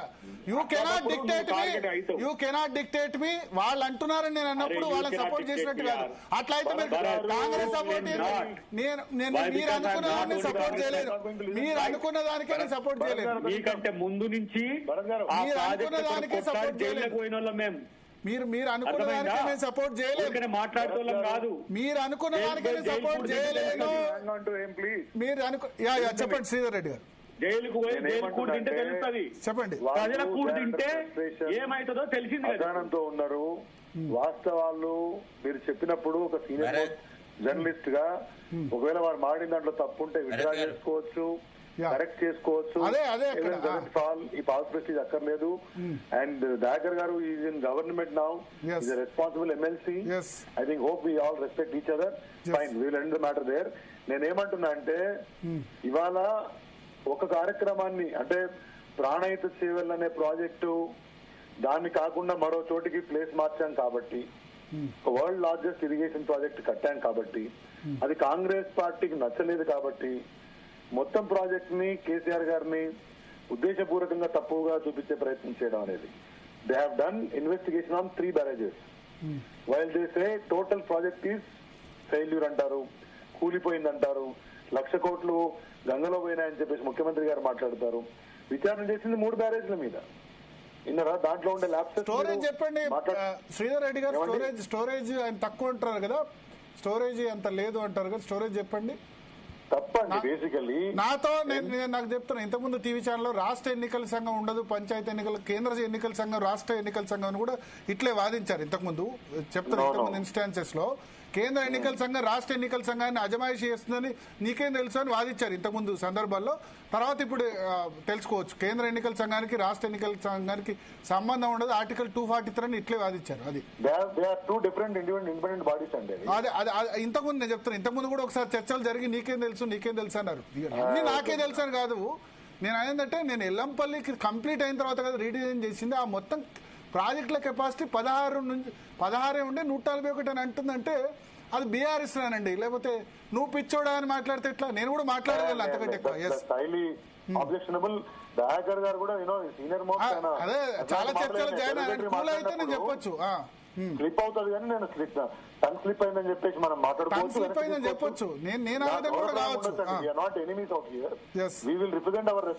రోజు చర్చలోకి వస్తున్నా మనం చెప్తాం అంతే తప్పితే దాన్ని ఏదో పెద్దగా మనము వ్యక్తిగత ప్రతిష్ట కింద తీసుకొని ఒకళ్ళని తూలనాడి వాళ్ళ తక్కువ చూపించే అవసరం లేదు. We are not here to prove our intellectual capacity. మనం ప్రజలకు వీలైనంతగా సరైన సమాచారాన్ని, ఫ్యాక్చువల్ ఇన్ఫర్మేషన్ ఇస్తూ పార్టీ స్టాండ్ ని మనం చెప్పుకునేటువంటి ప్రయత్నం చేయాల్సిందే. End of the day the people of Telangana have to decide who are right, who are not right అనేది తేలిపోతుంది కొన్ని రోజులలో. నేనేమంటున్నా, ఇప్పుడు end of the day Kaleshwaram అవసరం ఎందుకు వచ్చింది? బేసికలీ మేడిగడ్డ బ్యారేజ్ కానివ్వండి, ఈ ఓవరాల్ లిఫ్ట్ ఇరిగేషన్ సిస్టమ్ అంతా కూడా ఎందుకు ప్లేలోకి వచ్చింది అంటే సిడబ్ల్యూసీ ఇచ్చిన నివేదిక మేరకు మేడిగడ్డ దగ్గర ఉన్నటువంటి అవైలబిలిటీ వాళ్ళ అంతకుముందు తమిడియేట్ దగ్గర లేదు కాబట్టి ఓవరాల్ గా మీరు ఎక్స్ట్రా రిజర్వాయర్ కెపాసిటీ కూడా పెంచుకోవాల్సిన అవసరం ఉందని చెప్పినారు. కాబట్టి ఈ total system came in play. అందుకనే పదే చెప్తున్నాము, Kaleshwaram project is not just Medigadda reservoir, sorry barrage or Sundilla Annaram కాదండి. ఎన్ని రిజర్వాయర్లు ఉన్నాయి, ఎన్ని పంప్ హౌసెస్ ఉన్నాయి, ఎన్ని వేల కిలోమీటర్ల కెనాల్స్ ఉన్నాయి, ఎంత సర్చ్ పూల్స్ ఉన్నాయి, ఎన్ని టన్నెల్స్ ఉన్నాయి, ఇవంతా పంపింగ్ స్టేషన్స్ ఉన్నాయి. మెనీ ఏ టైం డీటెయిల్ చేసినాం. కొత్తగా మళ్ళా పాడిందే పాటలాగా రోజు చెప్పే అంశం కాదు. ఉద్దేశపూర్వక ప్రయత్నం జరుగుతుంది కాబట్టి మళ్ళీ మళ్ళీ మళ్ళీ దాన్ని చెప్పే ప్రయత్నం చేస్తున్నాము. I'm repeating my statement again to establish the intention of Congress party. You have done investigation on 3 barrages and trying to prove that entire project is a failure. Harish Rao garu తర్వాత చాలాసార్లు చెప్పారు, ఎప్పుడైతే వరద వస్తుందో, ఎప్పుడైతే మాన్సూన్ అన్ని బాగుంటుందో, అప్పుడు ఎల్లంపల్లి తర్వాత ఉన్నటువంటి మిగతా మొత్తం కాళేశ్వరంలో భాగంగా అంతర్భాగంగా ఉన్నటువంటి రిజర్వాయర్లు పంపింగ్ స్టేషన్ లోకి ప్లేలోకి వస్తాయి. అది మధ్యకాలంలో అది ప్రూవ్ అయింది కూడా. ఒకవేళ కరువు వచ్చి ఉండి మాన్సూన్ బాగలేకపోతే ఎల్లంపల్లికి పూర్తి స్థాయిలో నీరు వచ్చి ఉండకపోతే అప్పుడు మనము ఈ లిఫ్ట్ ఇరిగేషన్ మొత్తంగా రైట్ ఫ్రమ్ మేడిగడ్డ నుంచి మనం యాక్టివేట్ చేస్తాము. మేడిగడ్డ 4th floor నుంచి కూడా ఇప్పుడున్న పరిస్థితుల్లో కూడా వాటర్ ని పికప్ చేయొచ్చు అనే విషయం చెప్పినాం. Despite that they wanted to prove it's a wrong thing. వాళ్ళ పని వాళ్ళు చేసినారు. ఇవాళ ఏదో సిబిఐకి ఇచ్చినారు. మేము ఖచ్చితంగా నిరసన తెలుపుతాము. రాష్ట్ర వ్యాప్తంగా మా శ్రేణులు ఆ పనిలో ఉన్నారు. Because that is their fundamental right. మా నాయకుడిని అపదిష్ట పాలు చేసే ప్రయత్నం చేస్తే మా రెస్పాన్స్ మాకు ఉంటుంది. End of the day how they are going to play tomorrow, ఇవన్నీ కూడా అందుకే చెప్తున్నాం కదా, సిబిఐకి హ్యాండ్ ఓవర్ చేయడం అనేది, సిబిఐని విమర్శించే వాళ్ళు సిబిఐకే ఇవాళ ఇవ్వడం అనేది చూస్తే it's pre planned premeditated issue అనేది అర్థమవుతా ఉంది. We will face it. కాకపోతే ఎందుకు కోర్టుకు పోయినారు, ఎందుకు పోమండి?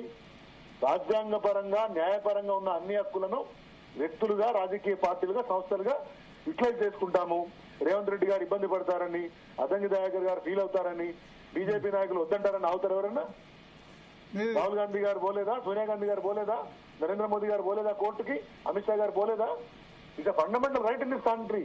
You're democratic setup. అర్థం చేసుకోవాలి కదా.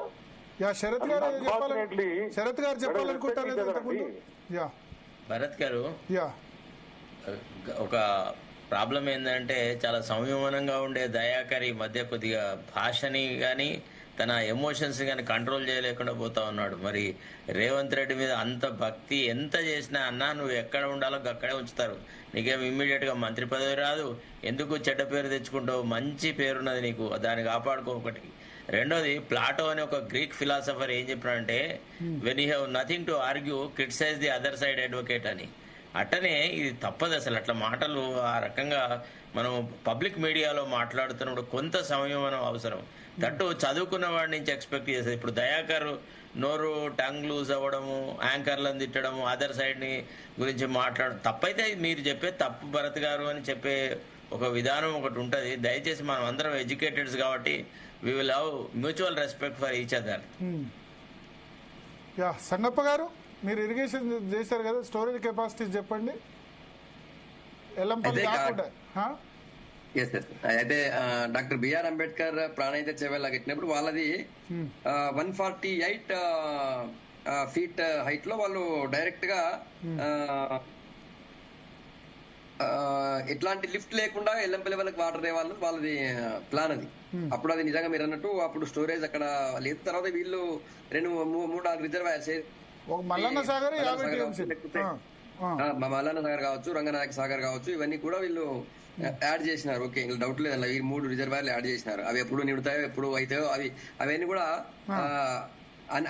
వయబుల్ కానీ కూడా అని చాలా డిస్కషన్ అయింది. సరే, వీళ్ళు పెట్టారు కాబట్టి వీళ్ళకి కెపాసిటీ ఎక్కువ కనిపిస్తుంది. అవి నీళ్ళు నింపినప్పుడు ఆ నీళ్ళు నిండి అనుకున్నంత దూరం పోయినప్పుడు లెక్క అయ్యేది. అది వయబులే కాదంటున్నారు ఒకటి. రెండోది, ఇప్పుడు నేను చెప్పేది ఏంటంటే ప్రపోజ్డ్ టీఎంసీ ప్రపోజ్డ్ రిజర్వాయర్ అప్పుడు చెప్పింది ఎంత, ఇప్పుడు చెప్పింది ఎంత అన్నాను. ప్రాణహిత చేయాలంటే ప్రాణహిత ఎల్లంపల్లి అంటే ఎల్లంపల్లి మీరు కట్టిన తర్వాత కదా, మొత్తం కంప్లీట్ అయిన తర్వాత కదా రీడిజైన్ చేసింది. మీరే చెప్తున్నారు ఎల్లంపల్లి మేము కట్టేవని. అక్కడ దానిలో ఇప్పుడు నేను చెప్పిన ఇన్ఫర్మేషన్ తప్పు ఉంటే ఎస్ మీరు తప్పు అంటారు అనొచ్చు, కానీ పిచ్చోడ మాట్లాడ నేనైతే డెఫినెట్ గా హట్ అయ్యాను. దయాకర్ గారి నుంచి రావద్దు అట్లా. TRS support, Congress support, Zee Telugu news ఎవరికి సపోర్ట్ ఎవరికి తెలియదు. ఎందుకంటే మీరు జరుగుతున్న చర్చల తరపులో వన్ సైడ్ అయిన చర్చలు తీసుకోవట్లేదు కదా. కరెక్టే. అయితే సరే దయాకరణ ఎందుకు అట్లా ఆవేశపడు నాకు తెలీదు. జనరల్ గా రోజు వస్తున్నాడు కదా, ఇప్పుడు జీటీవీలో రోజు రెగ్యులర్ గా నాతో ఆయన రోజు కనిపిస్తున్నాడు. సరే అది తెలంగాణ స్టేట్ నేను చెప్తున్న ఇన్ఫర్మేషన్ irrigation.telangana.gov.in లో ఉంది, అధికారిక వెబ్సైట్ లో మీరు చూసుకోండి. ఓకే, తెలంగాణ స్టేట్ పోర్టల్లో 11.43 టీఎంసీల నుంచి 147.71 టీఎంసీలకు పెంచామని చెప్పి 14th June 2018 అఫీషియల్ irrigation.telangana.government.in లో అఫీషియల్ గా పెట్టింది. ఇది ప్రభుత్వ డాక్యుమెంట్. 11.43 టీఎంసీల కెపాసిటీ నుంచి 147.71 టీఎంసీలకు పెంచుతున్నామని చెప్పి తెలంగాణ స్టేట్ పోర్టల్లో అప్పుడు పెట్టిన డాక్యుమెంట్. ఎందుకంటే అప్పటికే ఎల్లంపల్లి కట్టేశారు. 14th June 2018 వాళ్ళు రీడిజైన్ చేసిన తర్వాత పెట్టింది. ఎందుకంటే అప్పటికే ఎల్లంపల్లి కట్టేశారు. ఎల్లంపల్లి 2013-14 లో కట్టేశారు. ఎల్లంపల్లి కాకుండా నేను చెప్పిన మిగతావి. ఎల్లంపల్లి 20 టీఎంసీ. నేను ఎల్లంపల్లి బ్యాక్ వాటర్ లోనే ఉంటాను, నాకు తెలీదా ఎల్లంపల్లి ఎన్ని టీఎంసీలో. స్టోరేజ్ వాళ్ళ దగ్గర అంతకుముందు స్టోరేజ్ కెపాసిటీ లేదు. సబ్జెక్ట్ డీవియేషన్ అయింది Bharat. CBI enquiry how far అక్కడ నుంచి ఎక్కడికో పోయింది. మా దయాకరణ దాన్ని డైవర్ట్ చేసి పడేసింది ఆ విషయంలో. నిజానికి ఇది ఆయన లాస్ చేసింది ఈ డిబేట్ లో, అది ఇష్యూ డైవర్ట్ చేసింది. సరే సరే ఇప్పుడు ఒక విషయం చెప్పాలా? సరే భరత్, ఇప్పుడు సరే మళ్ళీ పాయింట్కి వద్దాం. ఒకటి, కాళేశ్వరంలో అవినీతి జరిగిందనేది సర్వత్రా అన్ని మీడియాతో సహా అందరూ చెప్పినారు. చివరికి పీసీ ఘోష్ కమిషన్ కూడా తేల్చింది. అది అక్కడ 38,000 కోట్లతో అయ్యేది, కావాలని వేరే ఇంటెన్షన్ తో అక్కడికి తీసుకెళ్లారు, 3 బ్యారేజీలు కట్టారు, అవన్నీ చెప్పారు ఆయన. ఇప్పుడు ఏమంటున్నా అంటే, ఇప్పుడు వీళ్ళు ఒక తప్పే చేయలేదు అనుకోండి టీఆర్ఎస్ వాళ్ళు. ఫస్ట్ ఆఫ్ ఆల్ వాళ్ళు ఇక్కడ పీసీ ఘోష్ కమిషన్ రిపోర్ట్ అసెంబ్లీలో పెట్టొద్దు, అసెంబ్లీలో టేబులే చేయొద్దని చెప్పి వీళ్ళు కోర్టుకు పోయేవాళ్ళు కాదు కదా. వీళ్ళు తప్పు చేయకపోతే వీళ్ళకేంది భయం? మొదటిది, మీరు 100% తప్పు చేశాము అన్న మేము దొరికిపోతాము, తెలంగాణ రాష్ట్ర ప్రజల ముందు మేము అబాసు పాలవుతామని వాళ్ళు అందుకని రాకుండా ఉండేందుకు ఒక హైకోర్టును ఆశ్రయించినారు. ఇప్పుడు సిబిఐకి ఇస్తే వీళ్ళకి ఏంది ఇబ్బంది? ఒకవేళ తప్పు చేయకపోతే మీరు కడిగిన మొత్తం లాగా బయటపడతారు కదా. సో సిబిఐకి ఇవ్వడానికి మీరు స్వాగతిస్తున్నారు? మేము స్వాగతిస్తున్నాం. సిబిఐ స్వతంత్ర ప్రతిపత్తి గల సంస్థ. సిబిఐ ఇట్లాంటి ఇష్యూలు ఇంకోటి ఏంటంటే, ఇది కేవలం కమిషన్ రిపోర్ట్ లో వచ్చింది, అలా మాకు కూడా అది ఇన్ఫర్మేషన్ ఉండింది. మేము అప్పుడు అంతకుముందు కూడా 1-2 సార్లు ప్రస్తావించిన మా నాయకులు కూడా. పవర్ ఫైనాన్స్ కార్పొరేషన్ ఇప్పటివరకు నాన్ పవర్ ప్రాజెక్ట్స్ కూడా వాళ్ళు లోన్ ఇవ్వలేదు. కానీ పవర్ ఫైనాన్స్ కార్పొరేషన్ దగ్గర కూడా భారీ స్థాయిలో లోన్ తీసుకొచ్చారు. దాన్ని డైవర్ట్ చేసి తీసుకొచ్చారు. పవర్ ఫైనాన్స్ కార్పొరేషన్ ఎట్లా ఇచ్చింది అదన్నీ బయటపడాలంటే, ఒకవేళ రాష్ట్రంలో ఉన్నటువంటి ఆర్గనైజేషన్, అది సిట్టే కావచ్చు, సిఐడి కావచ్చు, ఏదైనా వీళ్ళు ఒకటి ఇచ్చినట్టయితే వీళ్ళు అక్కడ పోయి ఆ పవర్ ఫైనాన్స్ కార్పొరేషన్ అంతా పర్ఫెక్ట్ గా వాళ్ళ దగ్గర జరిగిన డిసిషన్ బయట తెచ్చే అవకాశం ఉండేది కాదు కదా. వాళ్ళని నిందితులు చేర్చలేరు కదా ఒక తప్పు చేసినట్టయితే. ఆ సెంట్రల్ గవర్నమెంట్ ఆర్గనైజేషన్ కావచ్చు, కాదను. అయితే సిబిఐ అయినట్టయితే ఖచ్చితంగా ఇందులో ఇన్వాల్వ్ అయినటువంటి అన్ని ఇన్స్టిట్యూషన్స్ ని ప్రశ్నించే అవకాశం ఉంటుంది. ఇందులో ఇన్వాల్వ్ అయిన వాళ్ళందరూ కూడా ఎక్కడెక్కడ డబ్బులు పోయి దాచుకున్నారో అవన్నీ కూడా బయట తెచ్చే అవకాశం ఉంటుంది. నెక్స్ట్ ఈడీ కూడా వచ్చే అవకాశం ఉంటుంది. కాబట్టి 100% మేము సిబిఐకి ఇవ్వాలని మేము డిమాండ్ చేశాం. కాకపోతే ఇన్ని రోజులు వేస్ట్ చేశారన్నది మా ఆరోపణ. ఇది ఎప్పుడో మీరు స్టార్టింగ్ లోనే ఇచ్చినట్టయితే ఇప్పటికే కేసు కొలిక్కొచ్చేది ఒక రకంగా అనేది మేము చెప్పేది. సరే, ఇంతకుముందు లీగల్ ఎక్స్పర్ట్ గా ఉన్నటువంటి శరత్ అన్న గారు ఏమంటున్నారు, సిబిఐకి ఇచ్చారు రేవంత్ రెడ్డి గారు. సరే, ఆ పార్టీలో ఆయన ఆ పార్టీ గురించి వాళ్ళ గురించి మాట్లాడారు. సరే, ఆ పార్టీకి సంబంధించి నాకు సంబంధం లేదు అది. అయినా కూడా ఒక వర్డ్ నేను శరత్ అన్నకి చెప్తాను. నిన్న రేవంత్ రెడ్డి గారు అసెంబ్లీలో మాట్లాడుతూ, రాహుల్ గాంధీకి తెలియకుండా ఒక చిన్న పని చేస్తాడా రేవంత్ రెడ్డి అని రేవంత్ రెడ్డి గారు స్వయంగా చెప్పుకున్నారు. అంటే నేను తాను చేసేది ప్రతిదీ రాహుల్ గాంధీకి చెప్పే చేస్తానని చెప్పి ఆయన చెప్పుకున్నారు. కాబట్టి సిబిఐకి ఇస్తున్నారనే విషయాన్ని ఎవరికి కాంగ్రెస్ పార్టీ నాయకులు తెలియకపోవచ్చు. శరత్ మీరు చెప్పింది నేను కూడా ఒప్పుకుంటా. కాంగ్రెస్ మంత్రులకు కూడా చాలా మంది తెలియకపోవచ్చు. ఆయనే కానీ 100% రాహుల్ గాంధీ చెప్పే ఇచ్చారని ఒకటి అనుకుంటున్నాను నేను. ఎందుకు ఇచ్చారు అనేది మాకు మా అనాలిసిస్ భారతీయ జనతా పార్టీగా మాదేందంటే, ఇప్పటికిప్పుడు ఇక్కడ రాష్ట్ర మాజీ ముఖ్యమంత్రిగా ఉన్నటువంటి కేసీఆర్ గారిని అరెస్ట్ చేయాలని ఆయనకి లేదు. ఈ కేసులో ఒక నిందితుడిగా తేలితే అరెస్ట్ చేస్తే నాకెందుకు వచ్చిన కూడా వాళ్ళ సింపతితో ఆయన ఇంకేదైనా అవుతుందేమో, నా పార్టీకి నష్టం జరుగుతుందేమో అనుకుంటున్నాడేమో ఒకటి. ఎందుకంటే ఫోన్ ట్యాపింగ్ కేసులో కానీ లేకపోతే ఈ కార్ రేస్ కేసులో కానీ ఎక్కడ కూడా వాళ్ళ ఫ్యామిలీని, కేసీఆర్ గారి ఫ్యామిలీని ఆయన టచ్ చేయట్లేదు. టచ్ చేయాలంటే భయపడుతున్నాడు. ఎందుకు భయపడుతున్నా నాకు తెలియదు, కానీ భయపడుతున్నాడు. కాబట్టి ఆ కేసీఆర్ ని ఏదైతే కూడా ఆయన అరెస్ట్ చేసి ఇది నాకెందుకు, నాకు అవసరం లేదు, అదేదో చేస్తే ఢిల్లీ చేయని లేదా సిబిఐ చేయని అని చెప్పి వదిలేసిందేమో నేను అనుకుంటున్నా. ఆ అరెస్ట్ చేయడం నాకు వద్దు అనుకుంటున్నాడు. ఎందుకు వద్దు అనుకుంటున్నాడో దాని వెనుక ఉన్నట్టు అంతరేమేందో జనతా నాకు బాగా ఇట్లాంటి అనాలిసిస్ బాగా తెలిసాడు అని చెప్పాలి. సార్ ఒక విషయం అంటే మనలో మాట అంటే just let us be as by stander, ఒక మధ్యవర్తిగా మనం మాట్లాడేది. కాళేశ్వరం ప్రాజెక్టు మీద ఇన్వెస్టిగేషన్ అనేది స్టార్టే కాలేదు. కాళేశ్వరం ప్రాజెక్టు మీద రకరకాల అపోహలు, చాలా మంది ఆరోపణలు చేయడం మొదలెట్టినారు. ఈ దశలో ప్రధానమంత్రి స్థాయి వ్యక్తి Kaleshwaram project he's become ATM for KCR family అన్నాడు. తర్వాత జేపీ నడ్డా అన్నాడు. తర్వాత అమిత్ షా అన్నారు. ఇంతమంది ప్రెజుడిషియల్ గా మాట్లాడిన తర్వాత రేపు సిబిఐ నిష్పక్షపాతంగా ఎంక్వైరీ చేయగలదా అనేది ఒక ప్రశ్న. రెండవది, ఇప్పుడు ఇంత వ్యవహారాలన్నీ జరిగిన తర్వాత ఈ విజ్ఞానం అంటే సిబిఐ మాత్రమే ఈ ఎంక్వైరీని అన్ని కోణాలలో అంతమంది ఇన్వాల్వ్ అయి ఉన్నప్పటికీ అంతర్రాష్ట్ర వ్యవహారాలను కూడా పరిశీలించి నిఖచ్చితమైన విచారణ జరపగలదు అనే జ్ఞానము రేవంత్ రెడ్డి గారికి ఎప్పుడు వచ్చింది? అంటే పీసీ ఘోష్ కమిషన్ రిపోర్టు చదివి దాన్ని జిస్ట్ ఇచ్చి క్యాబినెట్ లో డిస్కషన్ చేసినాడు ఎందుకు రాలేదు? అంతకుముందు సిబిఐకి ఇవ్వాలా అన్న డిమాండ్ వచ్చిన ప్రతిసారి సిబిఐ అంటే భారతీయ జనతా పార్టీ గుత్తాధిపత్య సంస్థ, ఆ అంశాన్ని దృష్టిలో పెట్టుకొని కేసీఆర్ ను ఆడించడానికి, కేసీఆర్ ను వాడుకోవడానికి ఇతరత్రంగా చేస్తది అని మాట్లాడిన రేవంత్ రెడ్డి గారికి సడన్ గా జ్ఞానోదయం ఎందుకయింది అనేది ఒక ప్రశ్న. దానికి సడన్ గా ఎందుకు ముందే అనుకొని ఉంటారైనా? మనకు బయటకు నిన్న శాసనసభలో షాక్ గాని ముందే డిసైడ్ చేస్తారు.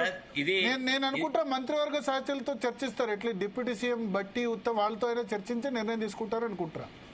ఇంత పెద్ద నిన్న ఆయనే చెప్పింది కదా శరత్ గారు, నిన్న ఆయన చెప్పింది కదా అసెంబ్లీలో. నేను Rahul Gandhi let me answer one thing. ఒకవేళ ఈ డెసిషన్ కనుక క్యాబినెట్ మీటింగ్ తర్వాత డిక్లేర్ చేస్తుంటే, క్యాబినెట్ మీటింగ్ ఎప్పుడైతే రిపోర్టును కన్సిడర్ చేసిందో, when it approved, when it set that వాళ్ళు అన్ని విషయాలు మొత్తం అసలు దాంట్లో జరిగిన అవినీతి ప్రతి కోణం ప్రతి కీలును గురించి మాట్లాడిన రేవంత్ రెడ్డి గారు ఆనాడే ఈ విషయం చెప్పినాడు అనుకోండి, మేము ఈ రిపోర్ట్ వచ్చిన తర్వాత we have understood the depth of corruption in this particular scandal, many people are involved in it, we feel that a state organization may not be in a adequate position to deal with the matter, we want to entrust it to CBI అని అంటే it was trustworthy. కానీ ఆ రోజున ఎంత కేసీఆర్ మీద మనువేయాలో అంత మాట్లాడాల్సినంత మాట్లాడి అప్రతిష్ట పాలు చేసి కోర్టుకు పోయిన తర్వాత కోర్టులో వ్యతిరేకంగా ఆర్గ్యూ చేసేసి తర్వాత ఇతరత్రంగా చేసిన తర్వాత సడన్ గా ఇప్పుడు దీన్ని నేను సిబిఐకి ఎంట్రస్ట్ చేస్తున్నానంటే ఇది కేవలము రాహుల్ గాంధీకి ఇండైరెక్ట్ గా ఇక భవిష్యత్తులో కూడా సిబిఐ గురించి నువ్వు మాట్లాడద్దు, సిబిఐ బీజేపీ గుత్తాధిపత్య సంస్థానం అట్లయితే రాహుల్ గాంధీ డెఫినెట్ గా చర్య తీసుకుంటాడు. ఆయనను ఇరకాటంలో పెట్టడానికే రేవంత్ రెడ్డి గారు చేసినటువంటి ఒక స్టెప్ అని నేను భావిస్తున్నాను. అంతకు మినహా ఇతరత్వం లేదు. ఎందుకంటే అదాని విషయంలో ఇట్లనే వెనుకకు వెళ్ళినాడు. ఇవాళ క్యాబినెట్ రెజల్యూషన్ అయింది అంతే, there are to be an executive order. తర్వాత investigation starts with framing of an FIR and it ends with the entire judgement, trial is over. ఇవాళ లేటెస్ట్ సుప్రీంకోర్టు జడ్జ్మెంట్ల ప్రకారంగా చివరి దశ వరకు కూడా ఇంకొక కొత్త ఛార్జ్ షీట్ ఫైల్ చేయవచ్చు అండర్ 173(6). సో కాబట్టి ఇన్వెస్టిగేషన్ ఇప్పటి వరకు స్టార్ట్ కాలేదు. తర్వాత నేనేమంటానంటే ఈ పీసీ ఘోష్ కూడా రేవంత్ రెడ్డి ఎంతైతే ఊహించినాడో అంత కేసీఆర్ కుటుంబం మీద మనువేయలేదు. ఒకవేళ మీరు if you are to see the report, he said is that ఈ decision to shift from Tammidihatti to Medigadda is a unilateral decision of the chief minister. He was not guided by the cabinet resolution, nor he was guided by the CWC recommendations అని అన్నాడు. But వాళ్ళు ఏం చేసినారు, ఉమాభారతి రాసిన లెటర్లో 3rd పేజీలో ఏముందో Harish Rao clear గా చెప్పినాడు. అంటే ఇందులో ప్రతి అంశం మీద ప్రతివాదులకు వాదులకు చాలా క్లారిటీ ఉండే. అయితే ఎంచుకున్న సందర్భం సిబిఐకి ఇవ్వాలని ఇచ్చిన వ్యవహారం మాత్రం ఇది కేవలము ఒక రకంగా ఉద్దేశంతోనే ఉంది తప్ప ఇది చిత్తశుద్ధితో ఇందులో ఏం అవినీతి జరిగింది అనే విషయాన్ని తేల్చడానికి జరిగింది కాదు. జనరల్ గా సుప్రీంకోర్టు చెప్పింది ఏమని, an FIR should be booked immediately after the incident అని. ఇన్ని రోజుల ఆలస్యం ఎందుకు చేసినారు అనే ప్రశ్నకు సమాధానం లేదు. ఎందుకంటే రూఫ్ టాప్ల నుంచి మాట్లాడినారు.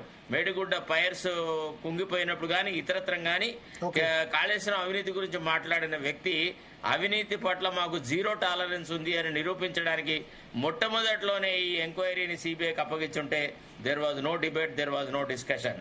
But he has chosen an occasion only to hit the party high command and to hit his political rivals, which is not correct. Okay, Dayakar గారు చెప్పండి భరత్ గారు. చెప్పండి. సిబిఐకి సంబంధించి అయితే మరొకసారి ఆరోపణ చేస్తున్నారు అందరు కూడా. రేవంత్ రెడ్డి రాహుల్ గాంధీకి చెప్పి చేశారా, చెప్పకుండా చేశారా? బీజేపీ ఏమో చెప్పి చేశారా? రాహుల్ గాంధీ రేవంత్ రెడ్డి వేరు కాదు, ఒకే సోల్. ఓకే, కాబట్టి ఎవరికైనా అనుమానం చేసుకోండి. రాహుల్ గాంధీ కానీ వాళ్ళ కేటీఆర్ ఒక పాత ట్వీట్ బయటకు తీసుకొచ్చారు. కేటీఆర్ ఒక పాత ట్వీట్, కేటీఆర్ ఎవరు? కేటీఆర్ పాత ట్వీట్ ఒకటి బయటకు తీసుకొచ్చి రాహుల్ గాంధీది. కేటీఆర్ అంటే మా అపోనెంట్ ఇష్టం వచ్చినట్టు మాట్లాడతారు. ఓకే, శరత్ కూడా ఇష్టం వచ్చినట్టు మాట్లాడతారు. ఏమైంది స్పందిస్తుంది? మా నాయకుడు రాహుల్ గాంధీ, మా నాయకుడు మల్లికార్జున ఖర్గే, మా అమ్మ సోనియా గాంధీ, మా రాష్ట్ర నాయకుడు మహేష్ కుమార్ గౌడ్, మా ప్రభుత్వ నాయకుడు రేవంత్ రెడ్డి. జీవో అంటే ఒకటి శరత్ గారు, మీరు అంటున్నట్టు జీవో రాకుంటే క్రెడిబిలిటీ పోతుంది. ఖచ్చితంగా సిబిఐకి ఇన్వెస్టిగేషన్ ఇస్తారు కదా, ఇవ్వకుండా ఇప్పుడు ఆపితే వరకు అవుతుంది. భరత్ ఒక విషయం ఇంటర్వెన్షన్, సారీ నేను మధ్యలో ఇంటర్వ్యూ. అప్పటి నుంచి కూడా శరత్ గారు దయాకరణని ఎమోషనల్ గా భయపెడుతున్నారు. మీరు రాహుల్ గాంధీ సోనియా గాంధీ మల్లికార్జున ఖర్గే వాళ్ళందరూ కూడా విమర్శించారు, మీరు ఎట్లా ఇస్తారని చెప్పి. కానీ ఇంతకుముందు స్టార్టింగ్ ఒక మాట అంట, ఈడీ మా మీద కేసులు పెట్టింది, ఈడీని అగౌరవపరుస్తున్నామా మేము? సోనియా గాంధీ గారు 2023 I think subject to correction ఆమెను అరెస్ట్ అంటే మీన్స్ డిటెన్షన్ తీసుకపోతే ఈడీని గౌరవించి సిబిఐని గౌరవించి ఏమన్నా తెలుసా, నన్ను ఇక్కడనే కూర్చోబెట్టండి, ఎంతసేపు అయినా ఎంక్వైరీ చేయండి, క్రైమ్ చేస్తే నన్ను జైల్లో పెట్టండి, క్రైమ్ చేయకపోతే నన్ను వదిలేయండి. కానీ దీంతో ఎక్కువ సమయం కాలయాపన చేస్తే మా కార్యకర్తలు ఇబ్బంది పడతారు, కాబట్టి నన్ను అరెస్ట్ చేయండి అని చెప్పింది. మా మీద కేసులు పెడితే మేము భయపడతలేం సార్. మోదీ గారు మా మీద వ్యతిరేకంగా ఉన్నా, లేకపోతే బీజేపీ మా మీద వ్యతిరేకంగా ఉన్నా మేమేం భయపడతలేదు. కానీ సిబిఐకి ఇస్తే బీఆర్ఎస్ ఎందుకు భయపడుతుంది? తప్పే చేయలేదు కదా వాళ్ళు, ఎందుకు భయం? కాబట్టి టెక్నికల్ ఫ్లాస్ వాళ్ళు వెతికే ప్రయత్నం చేసిండు. హరీష్ కూడా 3 times టుడే, ఈ రోజు కూడా వేసింది పిటిషన్. రేపు సుప్రీంకోర్టులో కూడా వేస్తారు సిబిఐకి వద్దని చెప్పి. కానీ తప్పు చేసి దబాయించద్దు సార్. నేను చెప్తున్నా, నేను మోర్ దాన్ పాలిటిక్స్ మాట్లాడుతున్నా Bharat bhai. I'm Telanganite, of course I'm not anti Andhra. Telangana కొరకు కొట్టాడిన దాంట్లో జైలుకు పోయినాం కాదు, ఎన్నో తిప్పలబడ్డం, జీవితాలను వెచ్చించినాం. కానీ తెలంగాణ సొమ్మును ఎవడో దోచుకొని పోతా అంటే ఊరుకుంటామా? అది కేసీఆర్ అయినా సరే, ఇంకెవరైనా సరే. కాబట్టి ఇలా తెలంగాణ ఆత్మ యొక్క అస్తిత్వాన్ని నిలబెట్టాల్సిన బాధ్యత మన అందరిది. భరత్ భాయ్, నువ్వు ఎన్ని కష్టాలు పడ్డావు, ఎన్ని సమస్యల్లో ఉన్నావు నాకు తెలుసు. ఎప్పుడు 2000 బిల్ అయ్యే టైం ఏంటిది, 2013-14 మొత్తం మీరు ఢిల్లీలో కూర్చొని ఉద్యమకారుల కంటే ఎక్కువ పనిచేసేవాళ్ళు మీరు. Why these guys are looting the తెలంగాణను దోచుకుంటుంటే మనం ఎందుకు భరించాలి? ఒక ఎక్స్ ఎవరో ఈటెల రాజేంద్ర ఏమో మాట్లాడొచ్చు, ఒక వై ఏందో కాంగ్రెస్ లో ఉన్న ఎవరో ఇక్కడ మాట్లాడొచ్చు, ఇంకో పార్టీలో ఉన్న టీడీపీలో ఉన్న ఇంకో ఎక్కువ మాట్లాడొచ్చు. కానీ తెలంగాణ ప్రజలు కదా అల్టిమేట్ గా మనకు. ఉత్తర తెలంగాణలో ప్రాజెక్ట్స్ లేవు, దక్షిణ తెలంగాణ శ్రీశైలం, నాగార్జున సాగర్ ఉన్నాయి. ఉత్తర తెలంగాణలో ఎక్కడ ఉన్నాయి? కొమరం భీం ప్రాజెక్టు రాజశేఖర రెడ్డి గారు కడితే కాలువలు దోవలేదండి, దేవాదులు ఎత్తిపోతడం పక్కన పెట్టిండ్రు. కాంతనపల్లి పక్కన పోయింది, తుపాకులగూడెం ఎక్కడికో వెళ్ళిపోయింది, ఇచ్చంపల్లి అనేది ఊసులోనే లేదు. మనం వారదా దగ్గర ప్రాజెక్టు కట్టుకొని మైలవరం ఇంకో ప్రాజెక్టు దగ్గర ఎత్తి పోసుకుంటే ఇలా శ్రీపాదరావు గారు ఎంత క్రెడిబుల్ లీడర్. శ్రీపాదరావు పేరు మీద మనం ప్రాజెక్టు కట్టుకొని అక్కడి నుంచి ఫుట్బాల్ లెక్క, ఫుట్బాల్ అంటారు కదా తెలంగాణలో, అక్కడి నుంచి ఎత్తి పోసుకొని తీసుకొని చేవెళ్ళకి ఇప్పటి వరకు ఊసు లేదు సార్. చేవెళ్లలో ఇప్పటి వరకు ఒక ప్రాజెక్ట్ లేదు. ప్రాణహిత చేవెళ్ళ అని చెప్పి చేవెళ్ళ చెల్లెమ్మ అని సవిత్రా ఇందరెడ్డిని ఈ రోజు పొగిడి ఆమె కాంచి పాదయాత్ర స్టార్ట్ చేసింది రాజశేఖర రెడ్డి గారు. ఇలా చేవెళ్ళ చెల్లెమ్మ పోయి బీఆర్ఎస్ లో ఉంది. కేటీఆర్ తోని అవమానపడుకుంటున్నది కేసీఆర్ కలవడు. అలాంటి ప్రాజెక్ట్ ను ఇలా విధ్వంసం చేసి టన్నెల్స్ అన్నిటి కూడా 6 చనిపోయారు టన్నెల్లో. 5,600 కోట్లు ఖర్చు పెట్టినాం. ఇక్కడ 9 కాడ ప్రాజెక్ట్ కట్టలేదు. అది 142 152 158 పక్కన పెట్టండి. ఆ రోజు ఎస్బి చవాన్ నుంచి మొదలు పెడితే మొన్నటి ఫడ్నవీస్ గారు కూడా చర్చ పెట్టిండు మా ముఖ్యమంత్రి గారు. నేనంటున్నా ఇలా బీజేపీ ఒక పెద్ద మనసుతో ఆంధ్రప్రదేశ్ లో అదే మహారాష్ట్రలో ఉన్న ఫడ్నవీస్ కూడా ఒప్పుకున్నాడు ఆ రోజు. కానీ కట్టిండా భరత్ గారు వారధి దగ్గర, ఇదే 9 దగ్గర ఎంత ఎనారమస్ వాటర్ ఉంటుందో ఒకసారి మీరు చూడండి. జస్ట్ 60 కిలోమీటర్స్ ట్రావెలే కదా అక్కడి నుంచి మేడిగడ్డకు. నిండా నీళ్లు ఉంటాయి, ఆదిలాబాద్ కు నీళ్లు ఉండవు. ఇది ఆదిలాబాద్ చరిత్ర. కడెం గురించి చెప్తారు. కడెం ఎంతండి, ఒక చిన్న ప్రాజెక్ట్ అది. ఎందుకు ఆదిలాబాద్ నీళ్లు ఇవ్వలేకపోతున్నాం? ఇలా వీళ్ళందరూ విమర్శిస్తున్నారు వాస్తవంగా. ఏంటి కాళేశ్వరంలో మేడిగడ్డ సుందిల్ల అన్నారం మనం కరీంనగర్ కు పెద్దపల్లికి మన ధర్మపురికి నీళ్లు మళ్లించలేమా మనం? కానీ ఎన్డీఎస్సీ కాదని చెప్పి చేయగలమా మనం? ఏమైనా కేసీఆర్ లమా ఇష్టం వచ్చినట్టు కట్టడానికి? టెక్నికల్ రిపోర్ట్ ఇచ్చి ఉన్నది కదా, కట్టుకుందాం, చేసుకుందాం. డిజాస్టర్ డిబాకిల్ చేసిన, ఎకనామికల్ డిబాకిల్ చేసిన కేసీఆర్ గురించి ప్రొటెక్ట్ చేయడానికి ఎవరైనా ప్రయత్నం చేస్తే వాళ్ళు ద్రోహులు. నేను చెప్తున్న కేసీఆర్ అయిపోయిన చరిత్ర. కేసీఆర్ గురించి వాళ్ళ కూతురు చెప్తున్నది, నా తండ్రి మీద సిబిఐ పెడితే కనీసం బంధు కాలియలేని భావదారిద్ర్యంతో నా పార్టీ ఉందా అని ఎవరు సమాధానం చెప్తారు? ఇప్పుడు ఒకటి మీరు ఇక్కడ పొరపాటు పడ్డారు.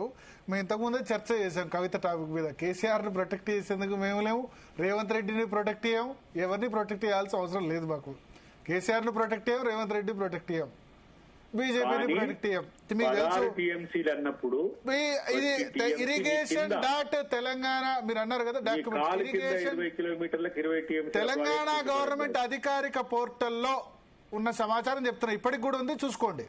మీ ప్రభుత్వం వచ్చిన తర్వాత తెలంగాణ గవర్నమెంట్ అధికారిక పోర్టల్లో మేము 11.43 టీఎంసీల నుంచి 147 టీఎంసీలకి కెపాసిటీ రిజర్వాయర్ ను పెంచుతున్నామని ఇప్పటికీ ఉంది. మీరు మరి తీసేయాలి. మరి అదే ద్రోహం కదా.